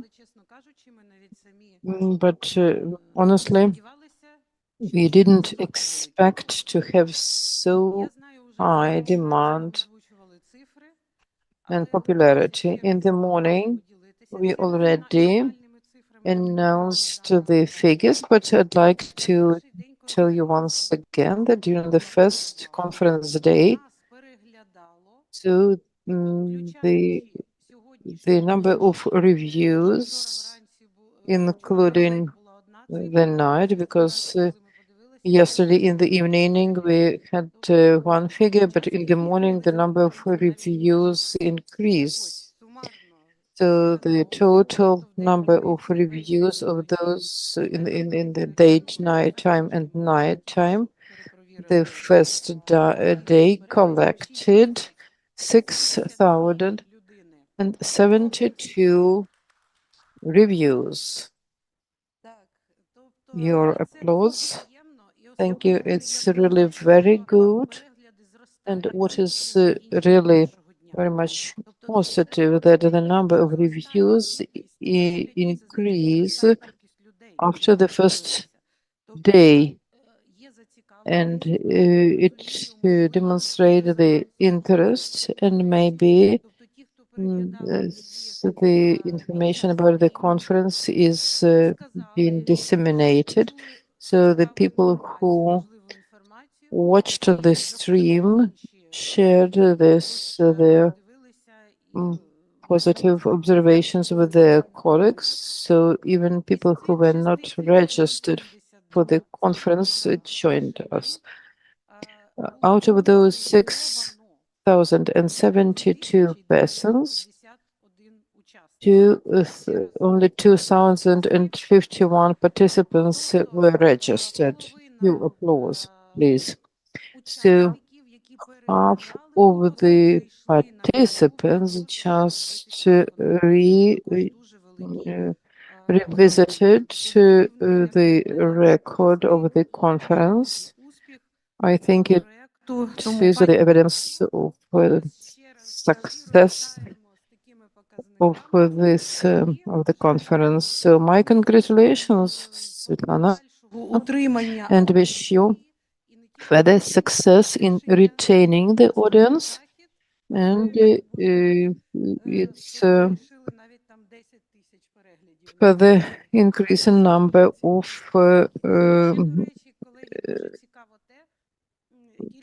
visitors at YouTube. So the number of reviews is not always adequate. What is really good indicator is that the number watching the stream at the same time, at one moment. So yesterday, during the conference, 700 people were present, and the maximum number was 1,300 persons were watching the conference. So in addition to you, those who are present here in this hall, about 1,000 people were watching the conference. I think it's a success, partly due to us, but of course it is the big success of the project. And as I mentioned, допомагаємо проекту проводити цю we конференцію. don't just support the project in arranging the conference, but we also are responsible for delivering certificates. So you will be able to Відкрита start можливість the testing at 12:30. It will be open. It is already open. So if in that case you can start answering the test questions. Please take your time. You have a lot of time for answering the questions because you have only one attempt. In order to get this certificate, you have to reply at least to provide at least 7 right answers. Так. І ще важлива інформація. Ну, це в першу чергу для тих, хто нас переглядає в стрімі, хто дивиться нас онлайн. Another important piece of information for those who follow online and who follow our stream, dear colleagues, all the participants will have the opportunity to complete this test before 6 p.m. today. Врахуйте, будь ласка, свій час. So please take that into account, how much time you have, maybe if you can plan your internet connection, if it is available or not. And now I wish every success to all of you. I'm sure that after this event, all of you will successfully complete the tests. And now about the certificates. We are going to send you the certificates tentatively during 20 days after the end of the event. So it may happen earlier. That will depend on how quickly at the testing Ministry of Health testing center how they publish the data. So as soon as they make the data available during the 20 days, sorry, we will send out the certificates. Again, congratulations on this great, outstanding event. I wish you every success, wish you health. I wish that all of us stay safe, quiet weekend, and on Monday, hopefully, everyone will be in the position to start implementing, using this practice information that you have heard at the conference in practice in your activities. Thank you. Thank you again. And let's not forget that we have already started surveying, questioning based on the topics of our conference. You have heard that many thousands of people have attended the conference and have registered, but you remember that there is just one try, one attempt. So be attentive, because we expect that all the participants who have registered and who have participated in the conference, that they have found answers to each of these questions, because they have been covered by all presenters during our Research and Practical National Conference. Let me reiterate that the goal of our project is to support efforts of Ukraine to achieve control of the HIV epidemic in healthcare facilities. We implement this project, and you remember that on the first day I presented the overall objectives of the project, and objective number 2 is reducing stigma and discrimination for HIV, in particular by healthcare professionals. In Ukraine, we conduct on a regular basis an extensive survey. This is the index of stigma for people living with HIV. And now you will have the opportunity to hear. You will be among the first people who will hear about the key results of the fifth wave of stigma index survey that was conducted in 2022-23. And now I invite to the presidium Irina Demchenko. She is a PhD in economy and the director of Analytical Center, Analytical Think Tank, Social Consulting. We will be happy to hear about the findings of the fifth wave of this survey in Ukraine. We will be very grateful if you focus on that aspect of the survey that is focused on the situation regarding stigma and discrimination by medical workers. Thank you, and Irina, the floor is yours.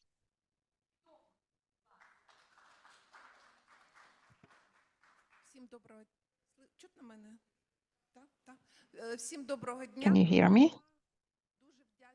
Good afternoon to everyone. I'm so grateful to you all who have found this opportunity and the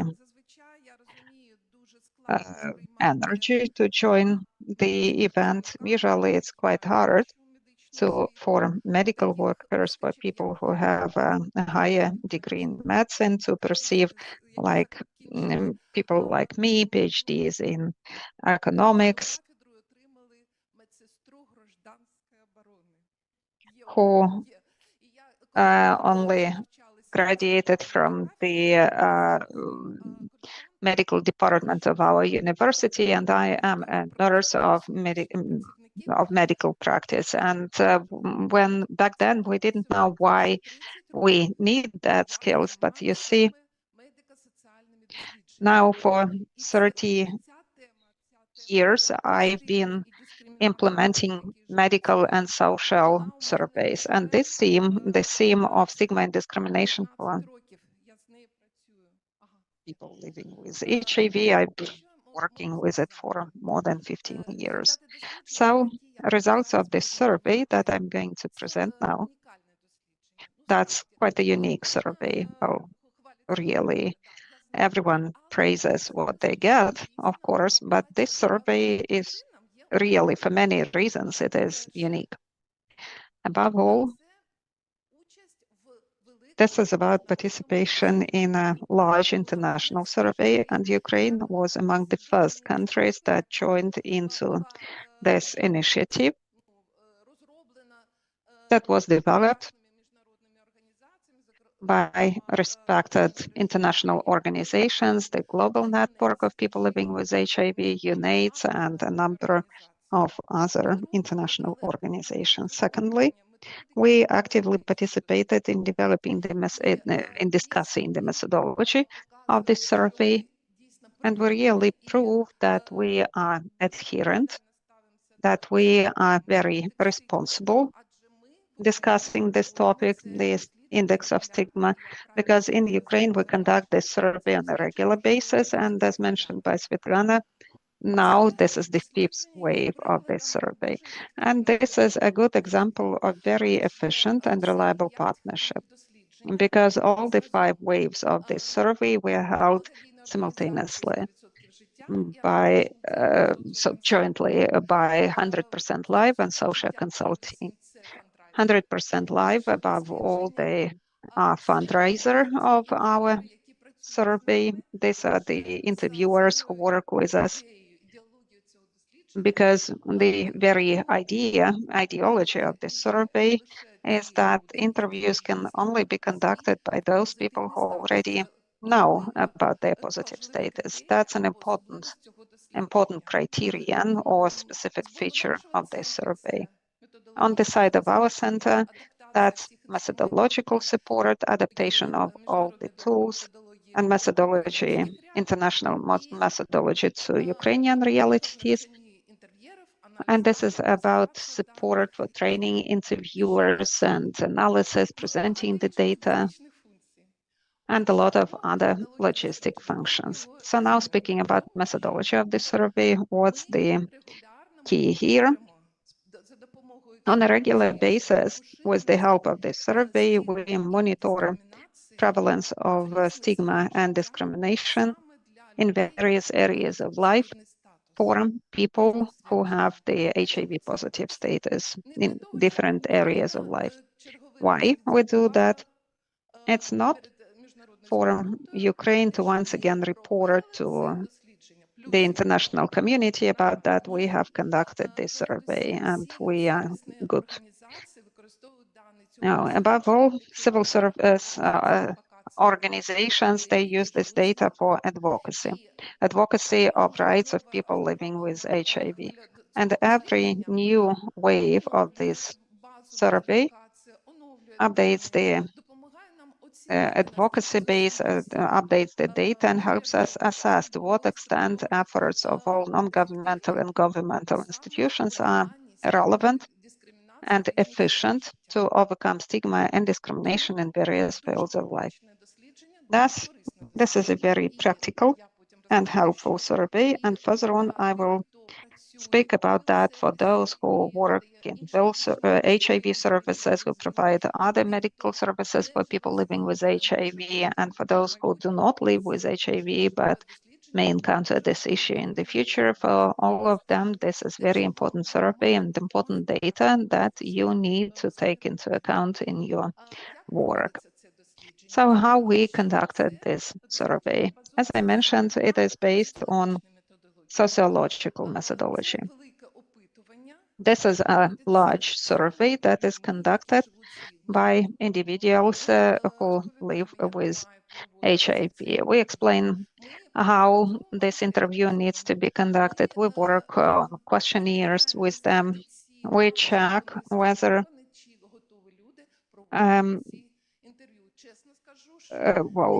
they have the respective skills to conduct the interviews. And frankly speaking, not everyone is ready. And we pay attention to potential interviewers from among social workers who already have know how to use peer-to-peer method. They are the best interviewers. But in order to conduct that survey and the proper quality level in line with the methodology there, we need to prepare to train more than 200 of these interviewers for the work to happen at the quality level. And well, each time we try to survey as many people as possible, people living with HIV, but it doesn't mean that we just survey those people who we know, some acquaintances. Like, this guy has an acquaintance, and so let's survey these people. No, of course, we develop an evidence-based sample and for each of the regions. In this way, this data, this demographic data as represented in our survey, they reflect the key features of people living in Ukraine by age and by gender. So these are not results of the survey, but this is about compliance with the sample, if you would like to pay attention to demographic data. And of course, only adults are included into the survey, not children. And a sparkle here is the flexible approach to interviews. What it means. After our interviewers have asked based on their quotas, after they have asked these questions to 2,700 of respondents, we pick up the most outstanding cases where people suffer stigma and discrimination in various areas of their life. And basically, we do that using two main avenues. First, this is during structured interviews, where to every respondent answers to the questions were suggested, and there are still people who comment on the situations, on the issues that they have in their life.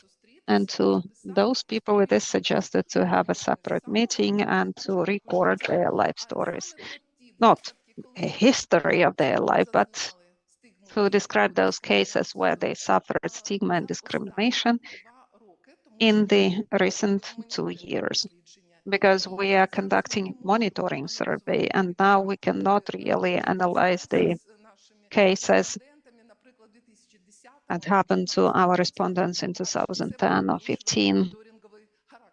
That will violate the monitoring nature of our survey. Unfortunately, always we have more people who wish to share this kind of stories when they suffer stigma and discrimination in various areas of their life, more than what's included into the scope of our terms of reference. So we pick up various situations, we analyze them, and to this survey, we include like 25 different situations that seem to be the most problematic.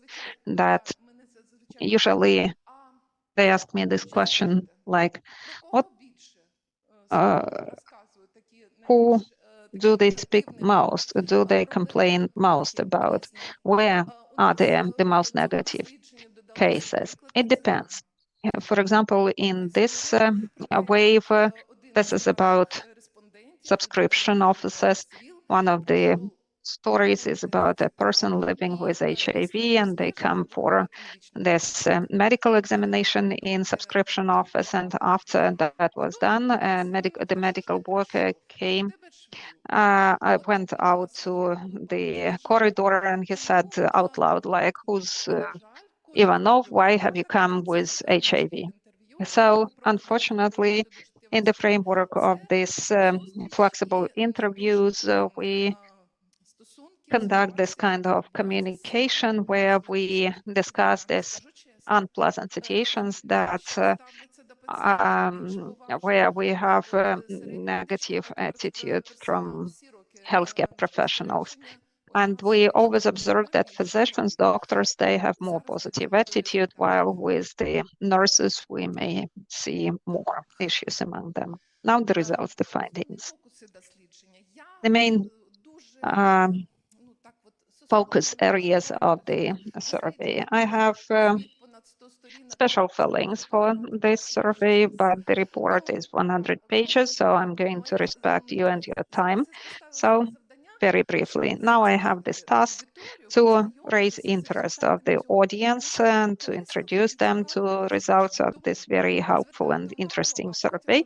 That's why pay attention to what you see there, and further on it will be possible to analyze these results in more details in the reports that we are going to publish further on.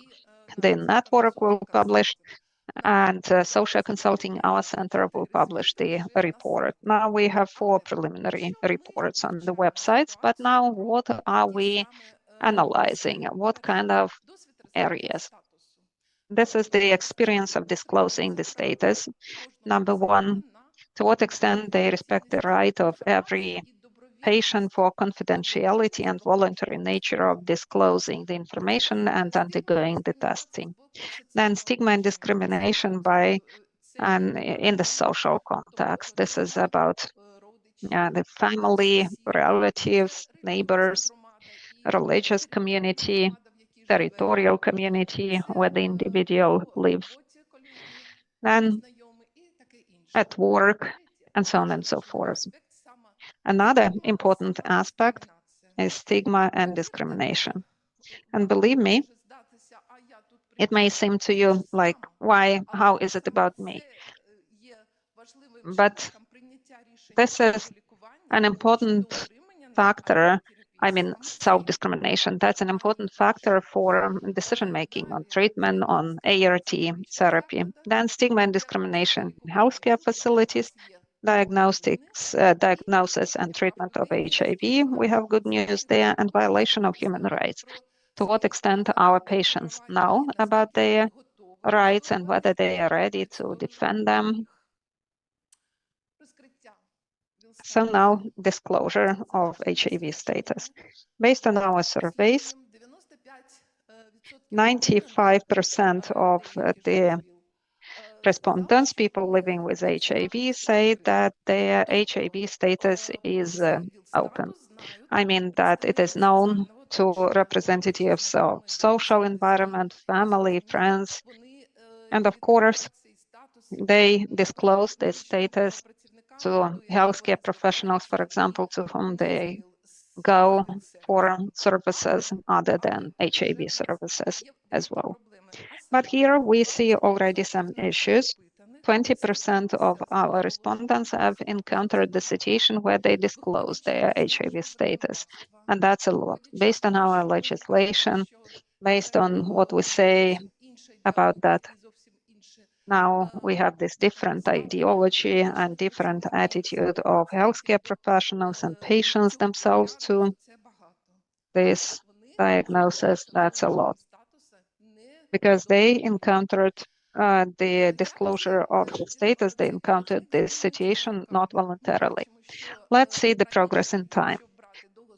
We could see that previously we speak about long-term perspective. Previously, the situation was, of course, much worse, but starting from 2016, in the recent 8 years, we see that there are no significant changes. There have been no changes in this indicator, and it still remains quite high.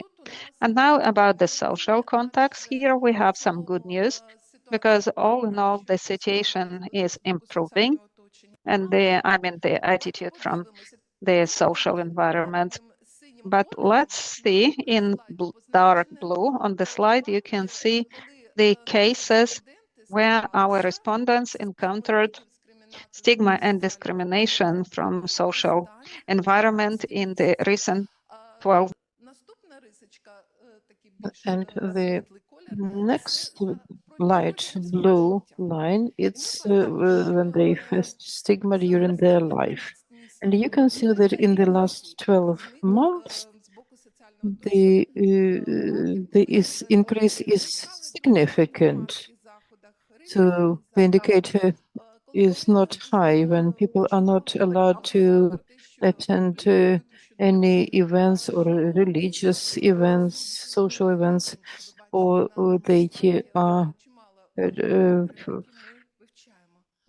talked about.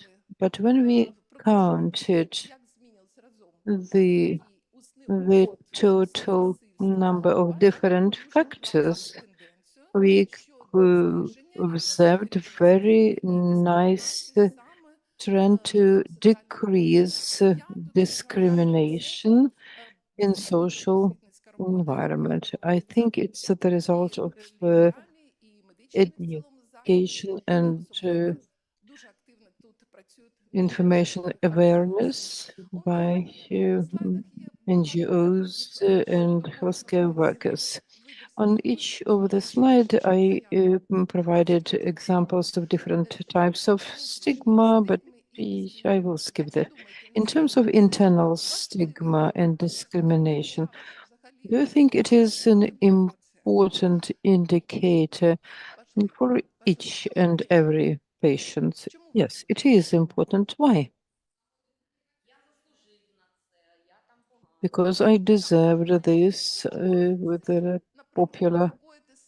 Why it should be a concern for a doctor or a nurse, that the fact that this patient has his stigma or discrimination? Please don't cheat. Yes, exactly. Because the internal stigma leads to self-discrimination. How it, what does it mean? The person either rejects treatment, or the person isolates himself or herself.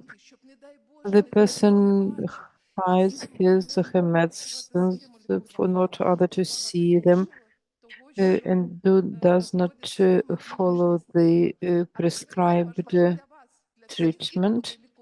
These are results of self-stigma.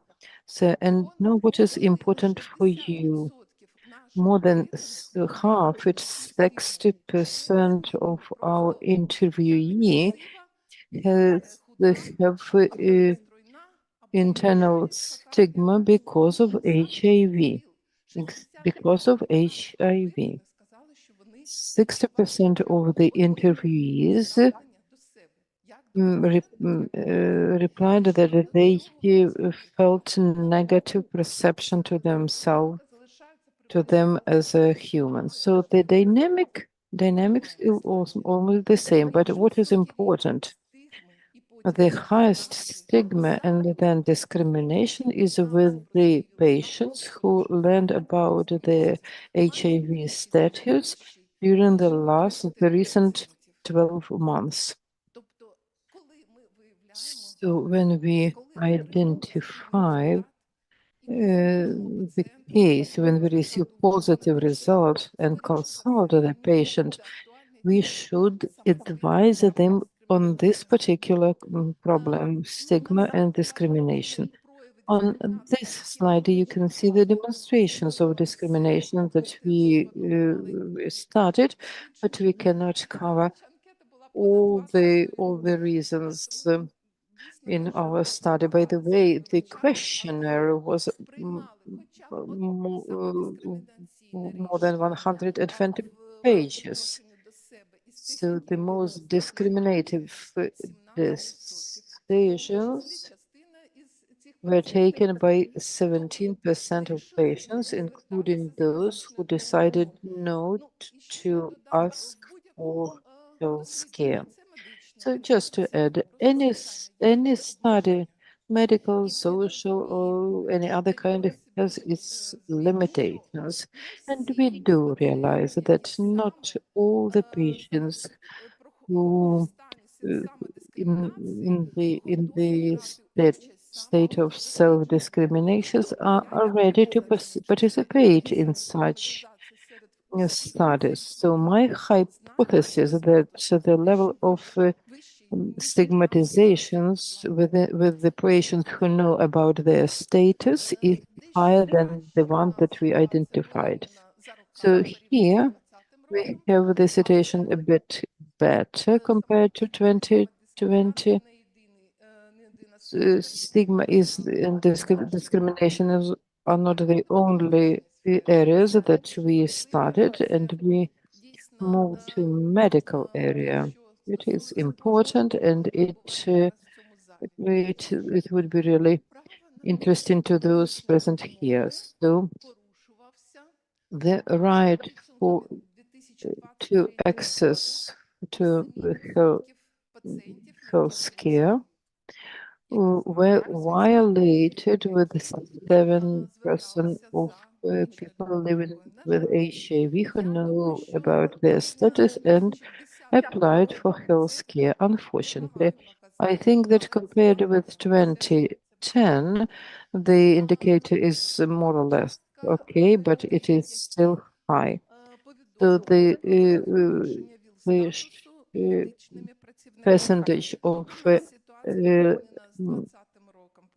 HIV who reported about disclosure of their HIV status by healthcare workers. So we have 8%.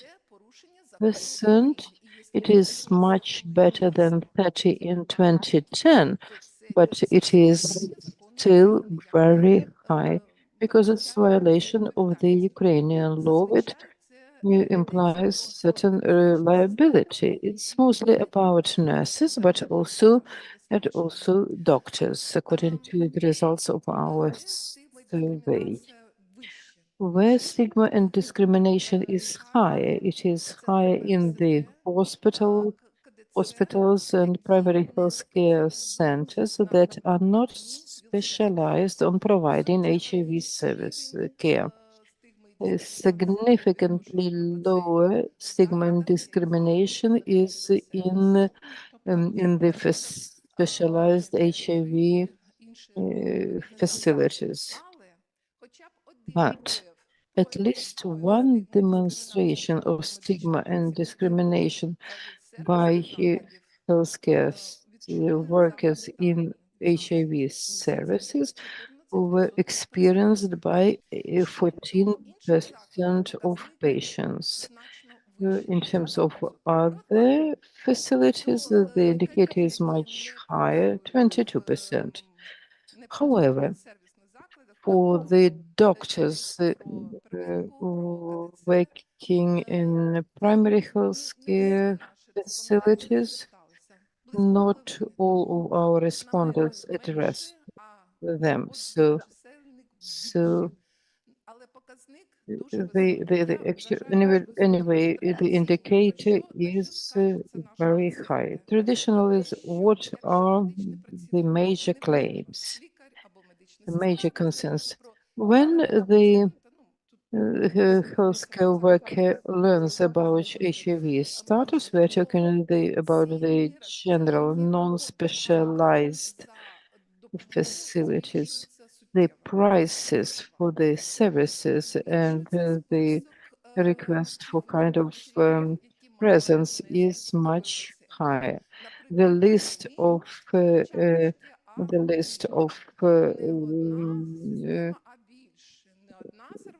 disposables are much higher in terms of number of gloves and serviettes, etc. And we can see that integral indicator increased compared to 2020. In terms of reproductive and sexual health, the indicator seems to be low, but they are still here. And we do have cases when our respondents told us even about the proposal to not to for women not to have children. Why do you need those children? That was the practice that was quite common in early 2000. Now it is possible to have healthy healthy babies with HIV women, but also 2% of men received those proposals from healthcare workers. These are actual examples, real situations when our patients described the situation when they were subject to stigma and discrimination in public healthcare facilities. In terms of diagnostics and treatment, of course, medical statistics is more objective, more high quality, and more trustful. But sociological data can be helpful in terms of tracking trends for diagnostics and treating our patients. There is a good news, and one of them is that the share of persons who were tested consciously and on voluntary basis increases. You can see that 80% of interviewees replied that they were tested voluntary, and only 1% were forced to be tested. And compared to 2020, we can see the increase in early start of ART. Why in 2020 only 80% of interviewees decided and started ART on the day of diagnosis. In 2023, 27% started treatment. So the trends are very positive. The patients do not delay with the solution on starting ART. I'm not going to provide you a lot of details data on the treatment, but just as a bottom line, like to say that the issue of adherence are still relevant. About half of our interviewees replied that they had some suspension in IRT because they were scared of disclosure of their status, or because they didn't want to be to take treatment. So so the start of treatment doesn't mean full commitment, full adherence to treatment. Thank you for your attention, and hopefully that we will prepare and publish our report on the site of 100% Live. And the last announcement. In Ukraine, there are 4 cities that joined the Fast Track initiative. You may have heard this. There are representatives of those cities, yes. Odessa, Kiev, and also Dnipro and Kryvyi Rih joined. So in parallel to the national survey, we analyze the situation in the 4 cities. So we have prepared analytics on stigma and discrimination, and whether they are the same or different from the national ones. So encourage you to join ACE, to regional units. They will have these materials available. Please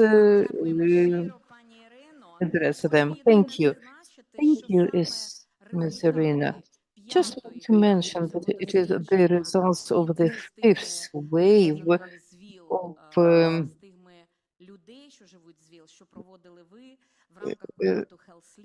that 5th wave of the survey conducted with the 100% live will be taken into consideration while we develop the education modules for each 95, and each training we are going to provide under each 95, we will have a special session devoted to discrimination for people living with HIV. And me, being the director of Reach 95, I would like to announce that the 6th wave of this survey would be performed under Reach 95 with support of PEPFAR and funded by USAID. So it is really important to have such surveys in a systemic way. And the next survey will be planned for 2025-2026. I remember they were conducted once in 3 years, and with the full-scale Russian invasion, there was a delay in this survey, but with the current coverage of this analytics survey during the war, it is, yes, really very significant efforts. And the organization designed this survey, and also it is a great efforts and contribution of people living with HIV who participated in this survey. So our national conference on launching the project is approaching its end. We have a lot of planned activities. You have learned about the objectives of the project, about the targets. We have already described its first achievements. And in the end, I would like you to introduce the person who represent the regional USAID mission, and this is Volodymyr Chura. He is the head of the projects in USAID office. Yes, Volodymyr, thank you so, Mr. Volodymyr, thank you so much for your coordination, expert support in implementation of our project. And I like to say in the end that Reach 95 is the great project of changes. 268 of healthcare facilities of all three levels just in the first year of its implementation. Our objective is to make HIV healthcare services accessible and to bring our country to the level of control over HIV by 2030. And our joint efforts for all the stakeholders, we're all together, we can do this project success. So we want to finish this, to implement and finish this project in a victorious country, so that we can proudly say that we got victory and we are close enough to control over HIV and reach 395s. And it is possible because changes start with us. Thank you very much for being together with us here in this room, and all the participants, we cannot see them right now, but we would feel your presence during the live stream. And I think that the phrase reach 95 would be the code word, and 1,000 people realize that maybe people can recognize us in the streets because we have become a kind of YouTube stars. So wish you all God's support and resilience, the dear healthcare workers and our fantastic nurses. So we do let's support changes in coping HIV infection, and we are going forward to reaching 395s. Thank you. See you next time.